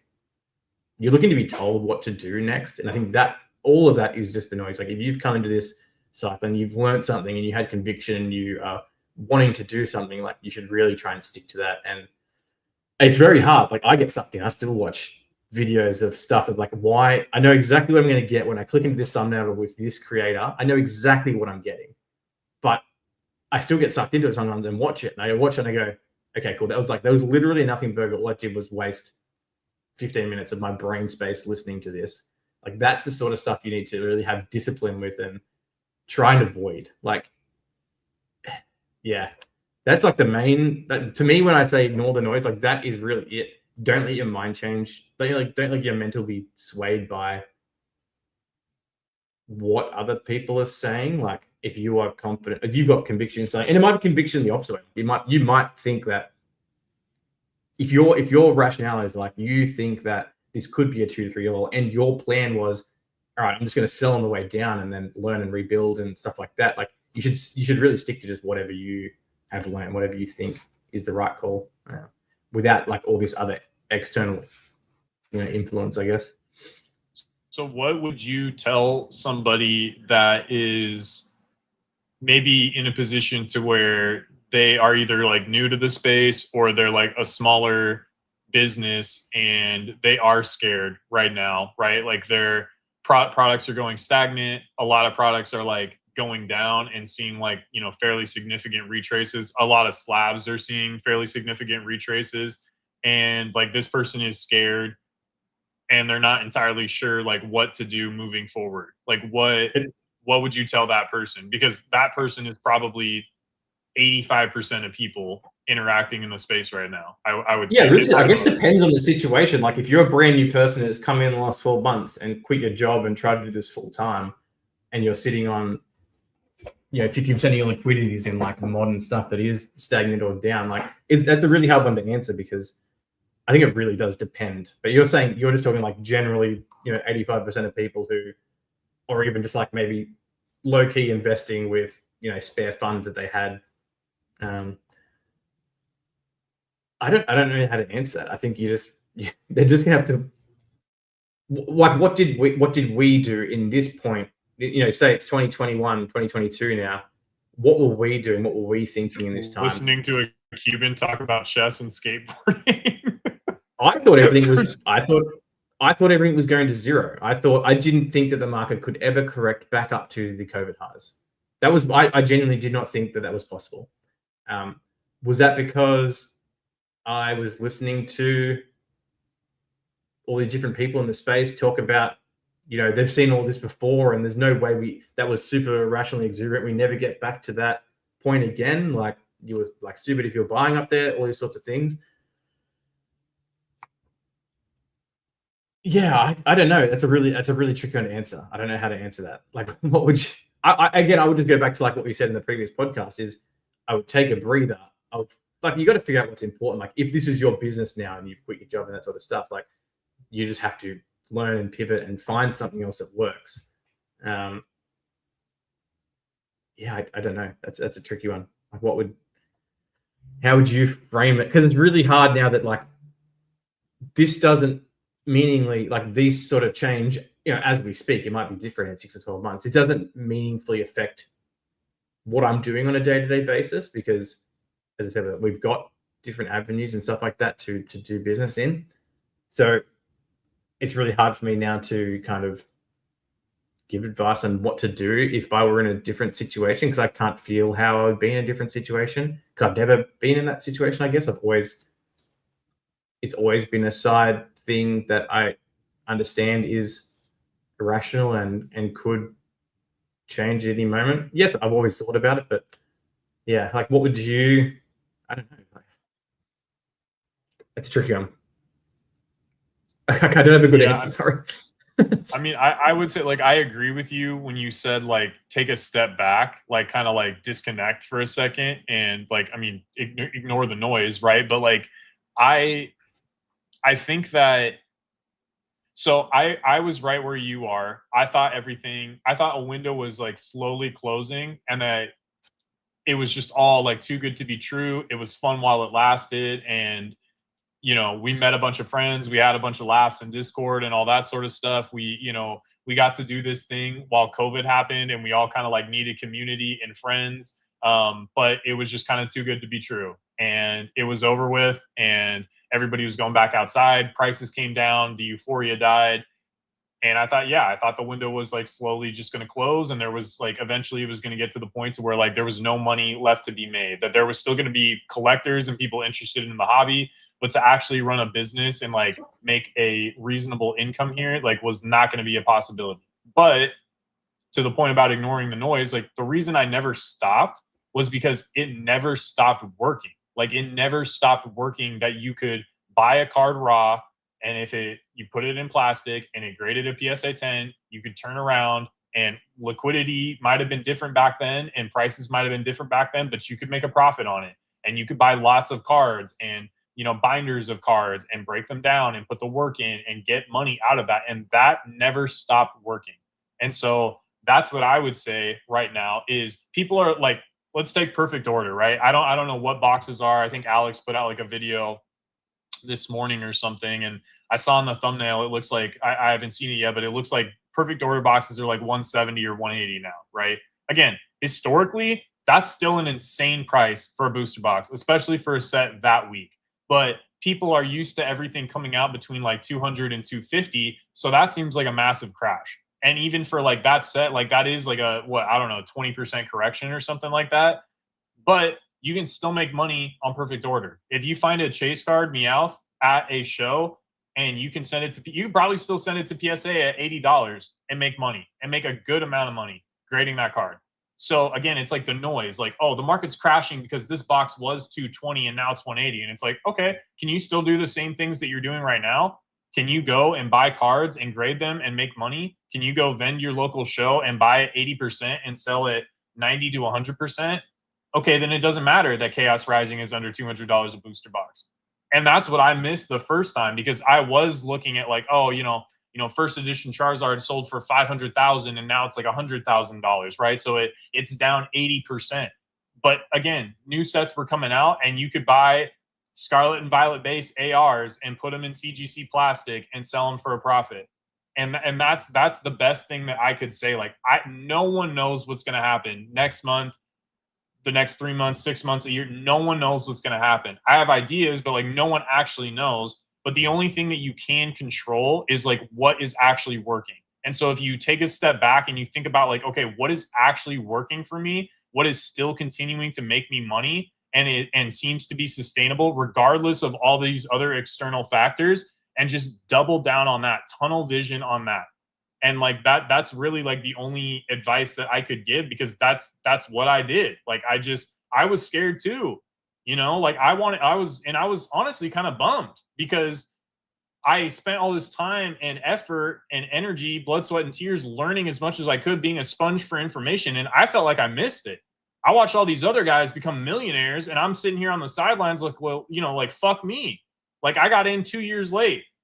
I felt like an idiot, you know what I mean? And I was like, I put so much of my life and so much like of my mental capacity into like learning this market and becoming an expert in all these different spaces. And like, the market's down. So like, what a waste of time. Like I honestly felt like an idiot, but I just like didn't stop because it kept working. And so I don't know. What do you think about that? Like, does that make sense? Or you basically explained exactly my exact same trajectory. Like we learned a lot during the industrial uprise, and then I never stopped either. There was a lot of times where I'm like, do I want to keep doing this? Like I've got a job. I just ignore. I'm just going to sell everything and continue on. But I just kept doing it because like I still had interest in scouring Macari and finding cool cards and hitting big, like the euphoria of like buying a card and like 20xing your money on a good grade on a hard card to grade or something. That never went away, and that actually only became like, because there was less people doing it, like that opportunity sort of came back again. So like I think you're going to see a lot of people like start getting flushed out of these easy plays, I guess. And then like that might breed more opportunity if you are still grinding and figuring out new things to do, like new avenues, stuff like that. Like I think you are going to see a lot more opportunity come up.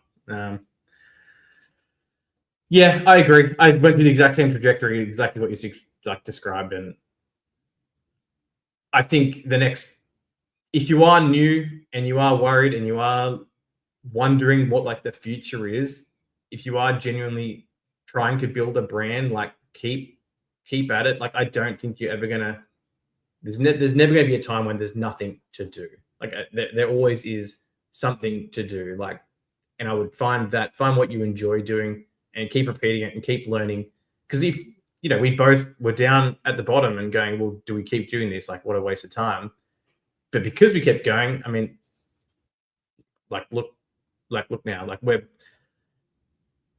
I would say we're both towards the high, like not the top of the hobby, but like I would say we're both industry experts in this space. And I think it's because we kept learning. We didn't ever stop. We found something new. We kept hoping that like things would pick up again. And I think, and it did, and it paid off. And I think because of the dedication to what we were doing, I think it all kind of, and I think that goes for anything.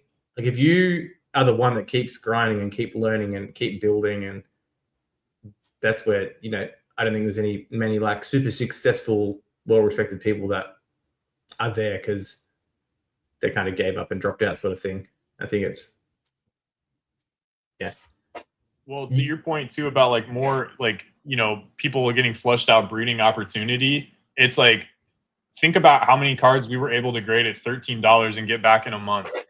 And think about how many people dropped off before it ever got to that point, right?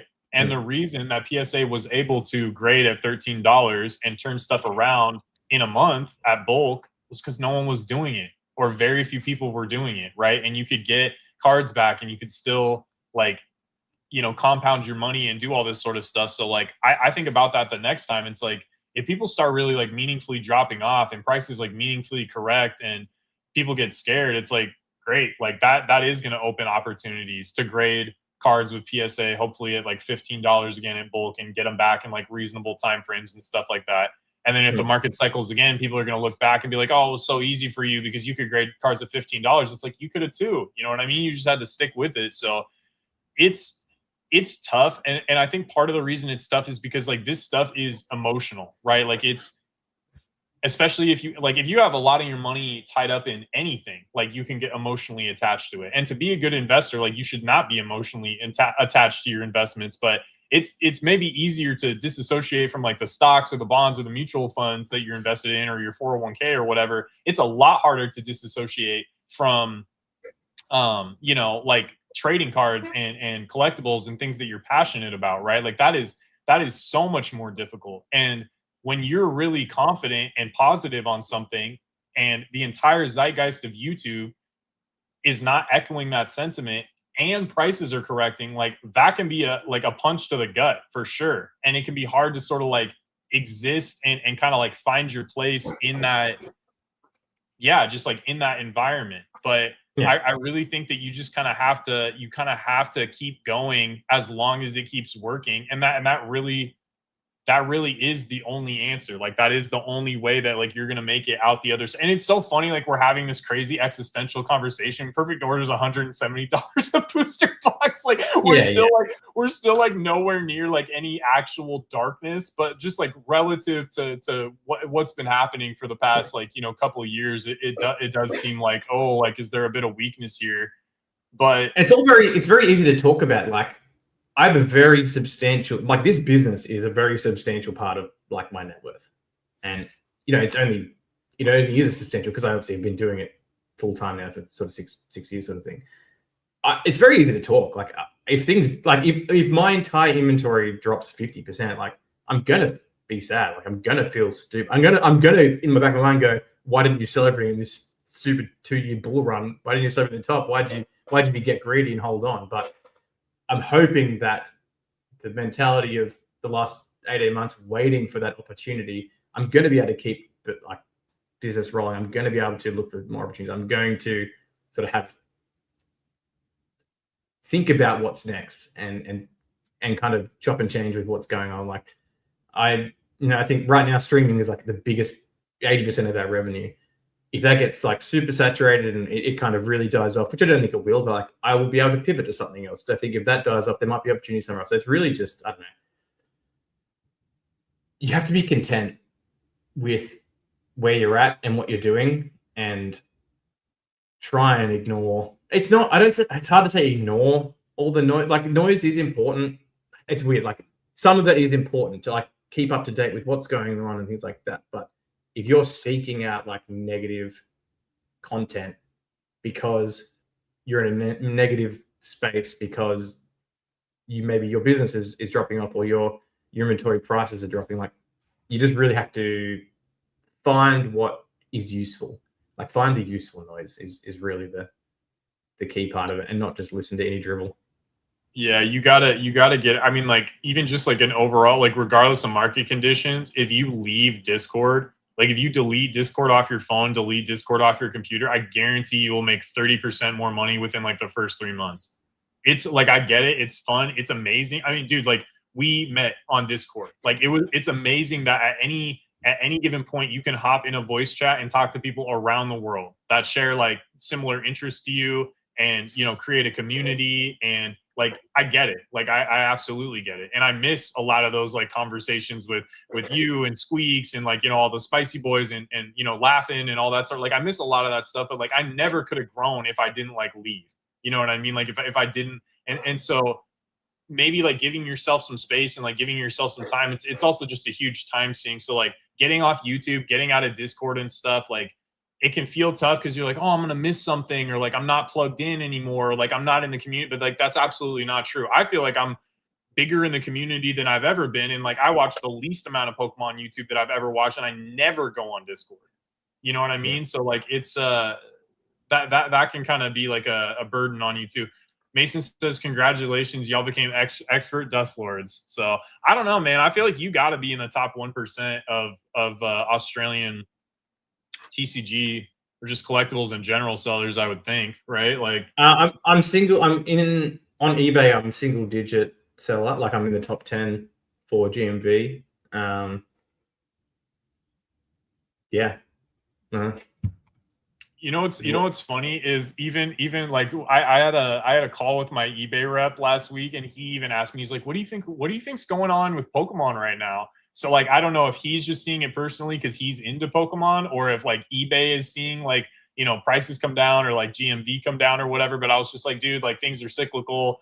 All these other TCGs are going crazy right now. Like I think the 30th will be crazy for eBay. So it was just kind of interesting, but okay. Any final points on ignoring the noise, or any words of wisdom, or I don't know, something you could say? I need to stop watching so much YouTube. Yeah. I mean, it's tough, but like you have to remember, like these people are selling you entertainment. Like they're selling you entertainment. They're not selling you like the path to be a successful business. I mean, some people are, like some people provide valuable content and teach you how to do business stuff. Like Brian's going to tell you how to like make ads, most efficiently and stuff like that. Like there are a lot of people that put content out there, but there's a lot of people that they're just entertainment. Like they're there for clicks. They're there for views. They're making, a full-time living on YouTube. And like, you have to understand that like the people's incentive structures are not set up for like you to make smart decisions all the time. Right. And I just opened up my YouTube homepage, and I've got 12, like there's 12, it's recommending 12 videos to me on the homepage. First one is our podcast, this live, which is great. The next one is, these are all within the last 24 hours. One is like, PSA is the biggest scam ever. The next is like Pokemon USA with down arrows. It was never phase cards with down arrows. Catch 'em all collectibles with a big cross sign. It's just every single one, Poke Plumber with a big bubble popping. It's just, if you let yourself get sucked into that, that's probably the worst thing you can do for your business. So I need to take my own advice and make a new YouTube and create a new algorithm.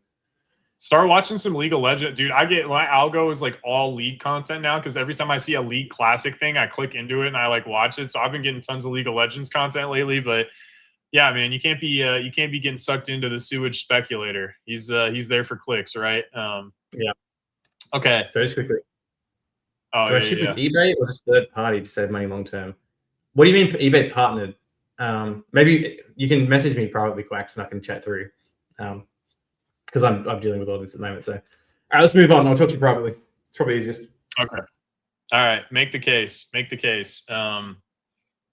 So I have been buying lately. So Kai actually sent me a video of a podcast, basically, I guess, kind of like this, but for video games, where you get people that are like, you know, kind of at the top of the hobby.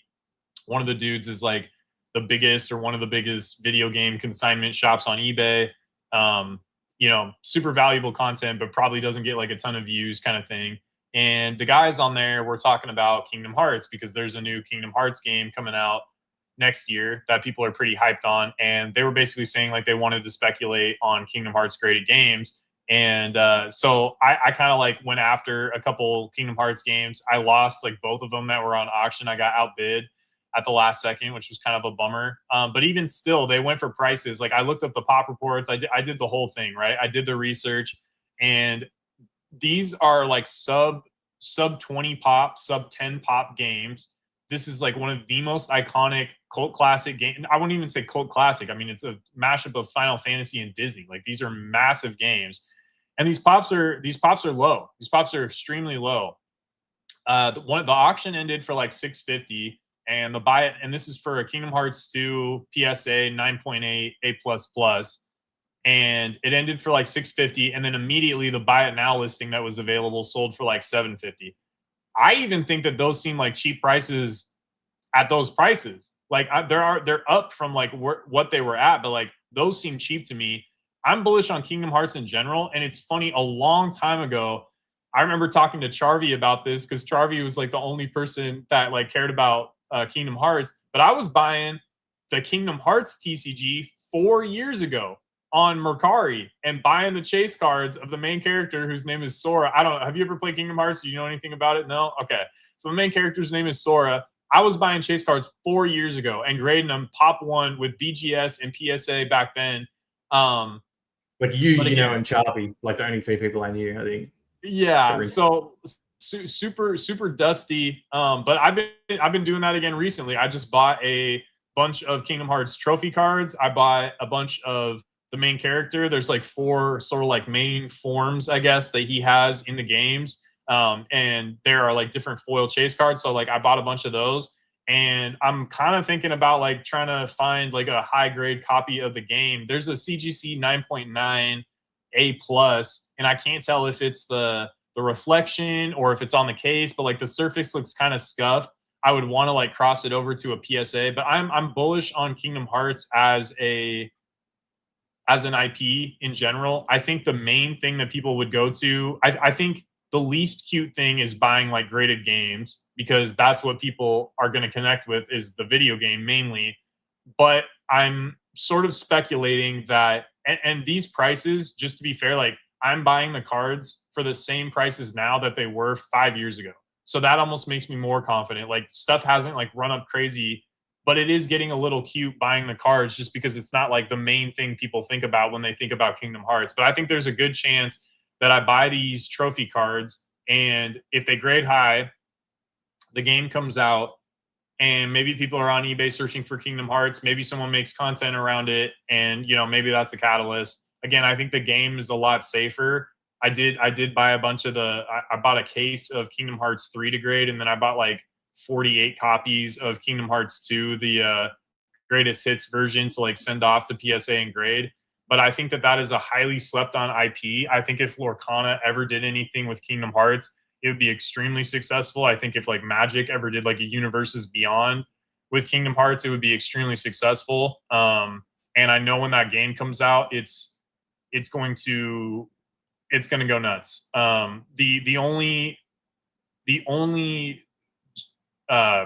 commercials that came out of that, like I don't know if it was Nintendo Presents or whatever it was called, but the only commercials that like got the same amount of views or more than Kingdom Hearts were like the Ocarina of Time Zelda remake, and I think the new Resident Evil game that's coming out. So I'm bullish on the IP. I think it's like a decent speculation. I'm not telling people to like go out there and buy, you know, a bunch of like Kingdom Hearts stuff or whatever, but I think given the environment that we're in with collectibles, there's literally nothing that you can collect in the Kingdom Hearts world, right? With Final Fantasy, you have an entire TCG that's off on its own, and you have the Magic Final Fantasy that just came out. And like, look at how successful that Final Fantasy, Magic the Gathering crossover was. There's nothing like that for Kingdom Hearts. So like the main thing that people would collect would be like graded video games. So I'm bullish. It could be extremely dusty, but it's fun. It's fun for me. So like, even if I break even after 3 years, you know what I mean, or lose money or whatever, you have to find something enjoyable. Like yeah, at least it's enjoyable. You're gonna lose your mind. So. I'm gonna be on that podcast you watch with the Kingdom Hearts. I'll be on that in like 2 days or 3 days. Really? On there. Yeah. Okay. Hell yeah. So go on there and shill games. Yeah, you'll have to link me so I can troll you in the chat. Yeah. Yeah, I don't know. It's interesting. I think I was talking to Lacey about it, and I do think that graded games is going to be something that is going to continue to grow as a category. I think a lot of games are already really expensive, but there's a lot of stuff that I look at the pops and I look at how popular these games are. I mean, these video games are literally selling like 9 figures every single time, like 9 figures worth of copies of games every time they come out. So thinking about a game that sells 50 million, 60 million, 70 million copies, and the pop in the highest grade of that video game is like 8, and it's $600, $1,000, that seems pretty cheap to me relative to people paying $5,000 for Forest Pikachu from Ascended Heroes that there's going to be thousands of over the next like couple of years. So I don't know. Video games are a huge part of pop culture. People are paying all this crazy money for all this stuff in pop culture. I think video games have like a good chance to pop. And I think that, I think the Pokemon and the Mario and the Zelda stuff is always going to appreciate well and be sought after. But I think there's a lot of other games that maybe people aren't really focusing on that still could have like some pretty crazy upside. So, and Kingdom Hearts is one of them. So I don't own any graded games, but I'm kind of feeling FOMO. I'm kind of feeling like I need to move on something like pretty quickly before prices get nuts or before people get the same idea. So it's tough though, because like when a 9.6 is like the only thing that's really available, it's like, do I even want a 9.6 or should I just like wait for a 9.8? Like I don't know. It's tough. A lot of nuance as usual. Yeah. So that's pretty much it, I guess. Like, unless there's anything else to talk about, I mean, that's pretty much it. But yeah, guys, I mean, I know there's a lot of like negative stuff right now. I know it's tough, and like to Kai's point, yeah, like it does hurt to see like your inventory like go down in value and stuff like that. But I don't know. Like no one ever made like good decisions when they were just like super stressed out, super negative, super, listening to a bunch of like negative content. So just try to like disconnect, try to like, I don't know, ignore the noise and think about like what's actually working and, execute, like make a decision, execute on it, and just like ignore what people have to say about it. And I don't know, like it's tough, man. Like it's really tough to sort of like give like when it hits winter and your local ice creamery closes down because it's winter and people aren't buying as many ice creams, do you reckon the business owner goes, that's it, ice creams are done, this is never recovering?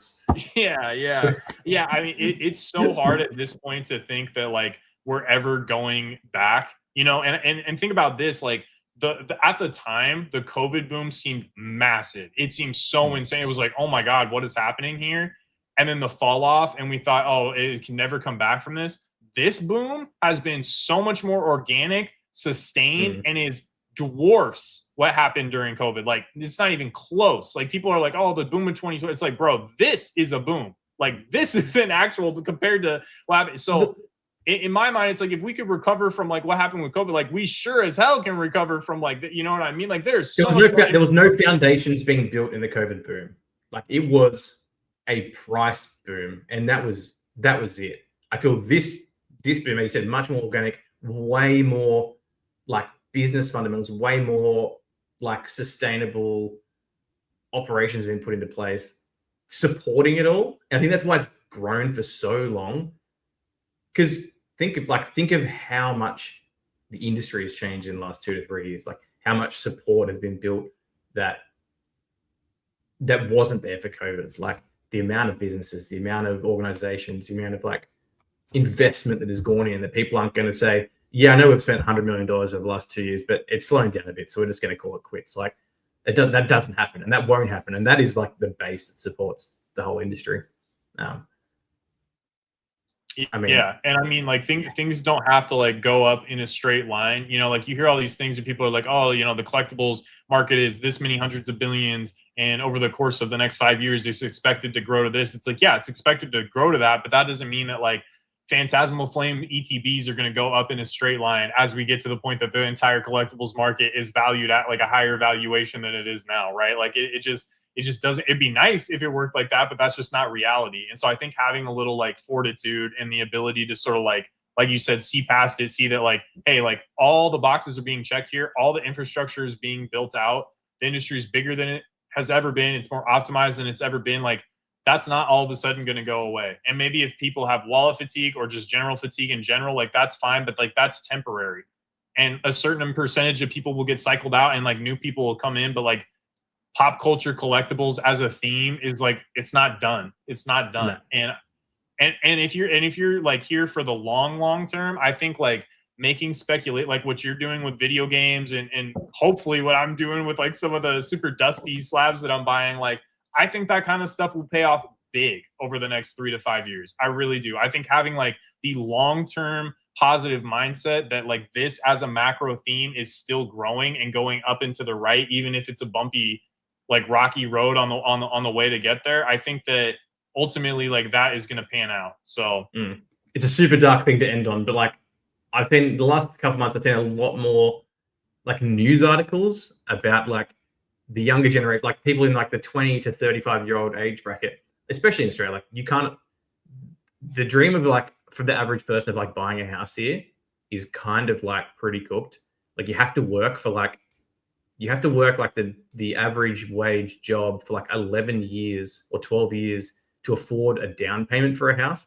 And so the whole thing was like more people of like this age are more just like giving up on that and investing more money into things that are like making them happy, or the things that are like they see as like an investment that they can actually afford and things like that. And I think a lot of that also plays into it. I don't know where I was really going with that, but yeah, I don't know. It was just I think, yeah, like I agree with you. And like, I'm going to make a video, like kind of talking about like something similar, but like, I think there's like a lot of hopelessness. I think that there's, and maybe it's in Australia too, but like it's definitely in America. There is a lot of hopelessness. People are complaining about not being able to buy houses here too. But I think a lot of that is because people are consuming like content that tells them that like, hey, this is hopeless. And they're not consuming content that says like, hey, here's what compound interest is. And like, here's what investing is. And like, here's how you like make smart moves with your money and stuff like that. And I mean, when I was in school, like I didn't have any of that. I had to seek out all that information on my own. Like I didn't even have, you know, like parents that like were teaching me that kind of stuff. Like I had nobody to like save me or like wipe my ass or anything like that. Like I had to figure that shit out on my own. And I think that if people prioritized finding that information, it has never been easier, at least in America, it has never been easier to make a full-time income than right now. If you have like an internet connection and a work ethic, you can make money talking about literally anything. You can talk about anything that you're passionate about and probably make 50 grand a year on YouTube if you're consistent with it. And you don't even need to edit that crazy. I think Alex is at like 40,000 subscribers. Dude stands in his closet and yells at you. You know what I mean? Like he's not doing anything crazy. He's making like a full-time living. He could quit everything in Pokemon right now and survive the rest of his life and compound his dividends and stuff into infinity, literally just doing the YouTube stuff. And I think that that's possible for a lot of people. We watched a video the other day. Some random dude made a video talking about like the truth about mattresses or something. And because in the US, it's this joke that there's like all these mattress stores. People only buy a mattress once every 10 years. So why are there all these mattress stores? And there was this whole like thing called Mattress Gate where people thought they were doing like money laundering schemes and all this sort of stuff. 1 million views on this 30-minute video that this dude's just talking about like the mattress industry. I did see that on my feed this morning. I didn't click it, but I did see it. Like, that's what I'm saying. Like it's so crazy, dude. Like there is so much opportunity out there, and it sounds like not to be reductive to people that feel like hopeless or feel like they're having a hard time getting ahead, and like they work a full-time job and like they come home and they have like nothing at the end of the month after bills and all that sort of stuff. But it's like there is still ways to like get ahead. There is still ways to like compound your money and meaningfully change your life. But it also doesn't happen overnight. Like it does take time, right? Like again, 3-4 years ago, we were both like, oh, this is over with. And now like we're where we are, right? Generational wealth has been created off of shiny cardboard and collectibles. So that didn't happen overnight. It didn't happen. It definitely didn't happen when we were both like negative and like everything's going to zero and this sucks. And like, what am I going to do?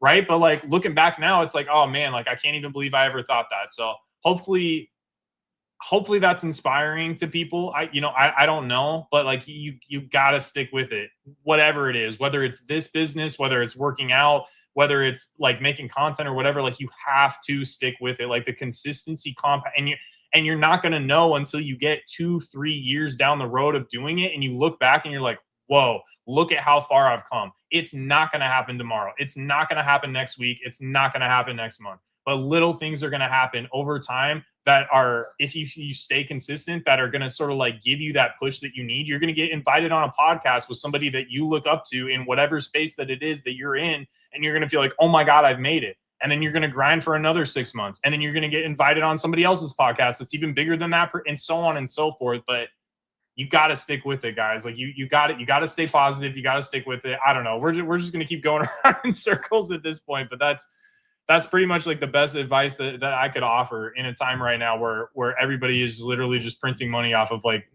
complaining and being negative. And I get it. Like it's the content game, like do what you got to do. But yeah, anyways. No, I think that's probably it. Hectic did just ask one last question. It's I think we've probably covered it. We can probably answer it pretty quickly. Like, what you're looking towards, I think you've got to be patient, and I think you just got to think of all scenarios. Like, if you see an opportunity that arises, think about either way that something could go, like up or down, and rationalize what could happen, and make sure you're comfortable with every opportunity and things like, or every direction that things could move, and just still pick smart. I think you have to be much smarter with what you do in times like this. You can't just throw money around as much. I think you really got to be calculated and make better decisions, because you could very quickly destroy your liquidity buying Timo wearing a hat. But yeah, I agree. Like you do have to be smarter with decisions. Like just to give an example of like something I did like actually today that's like maybe actionable. I got offered like some sealed product at a good price, and I was like, this is a good price. If I bought this to sit on, it probably would do good over time. But instead of doing that, I knew I had a buyer lined up. And so I messaged him on Instagram and I was like, hey, do you want these? And I sold them immediately and just clipped the profit immediately. It's like, I can take that profit immediately, roll it into something else. And I have no idea. Maybe I bought that stuff to sit on and it's stagnant for a year, 2 years, 3, who knows? But I know that if I sell it to him, I'm making that profit like right now. So making more of those kinds of decisions in this market environment versus like, yeah, like maybe I'm going to get cute and buy a bunch of stuff to sit on. Like, I don't know. That's kind of the stuff I'm doing. So, all right. Anyways, we've been going for over 2 hours. Appreciate you guys being here.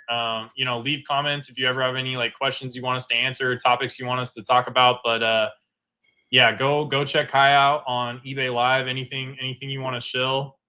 Go follow my Instagram. We're trying to get to 1,000 viewers. We're giving away a Poncho Pikachu business card. We're at like 800. Go follow me. Really?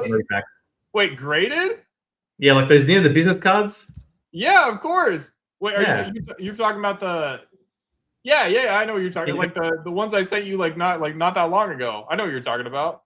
Yeah. Graded? What grade are you giving that away? That's like a huge card. Like a 9, I think, with a Charizard Poncho. Dang. Okay. Well, you guys definitely should go follow Kai, because that's like a $600, $700 card, I want to say.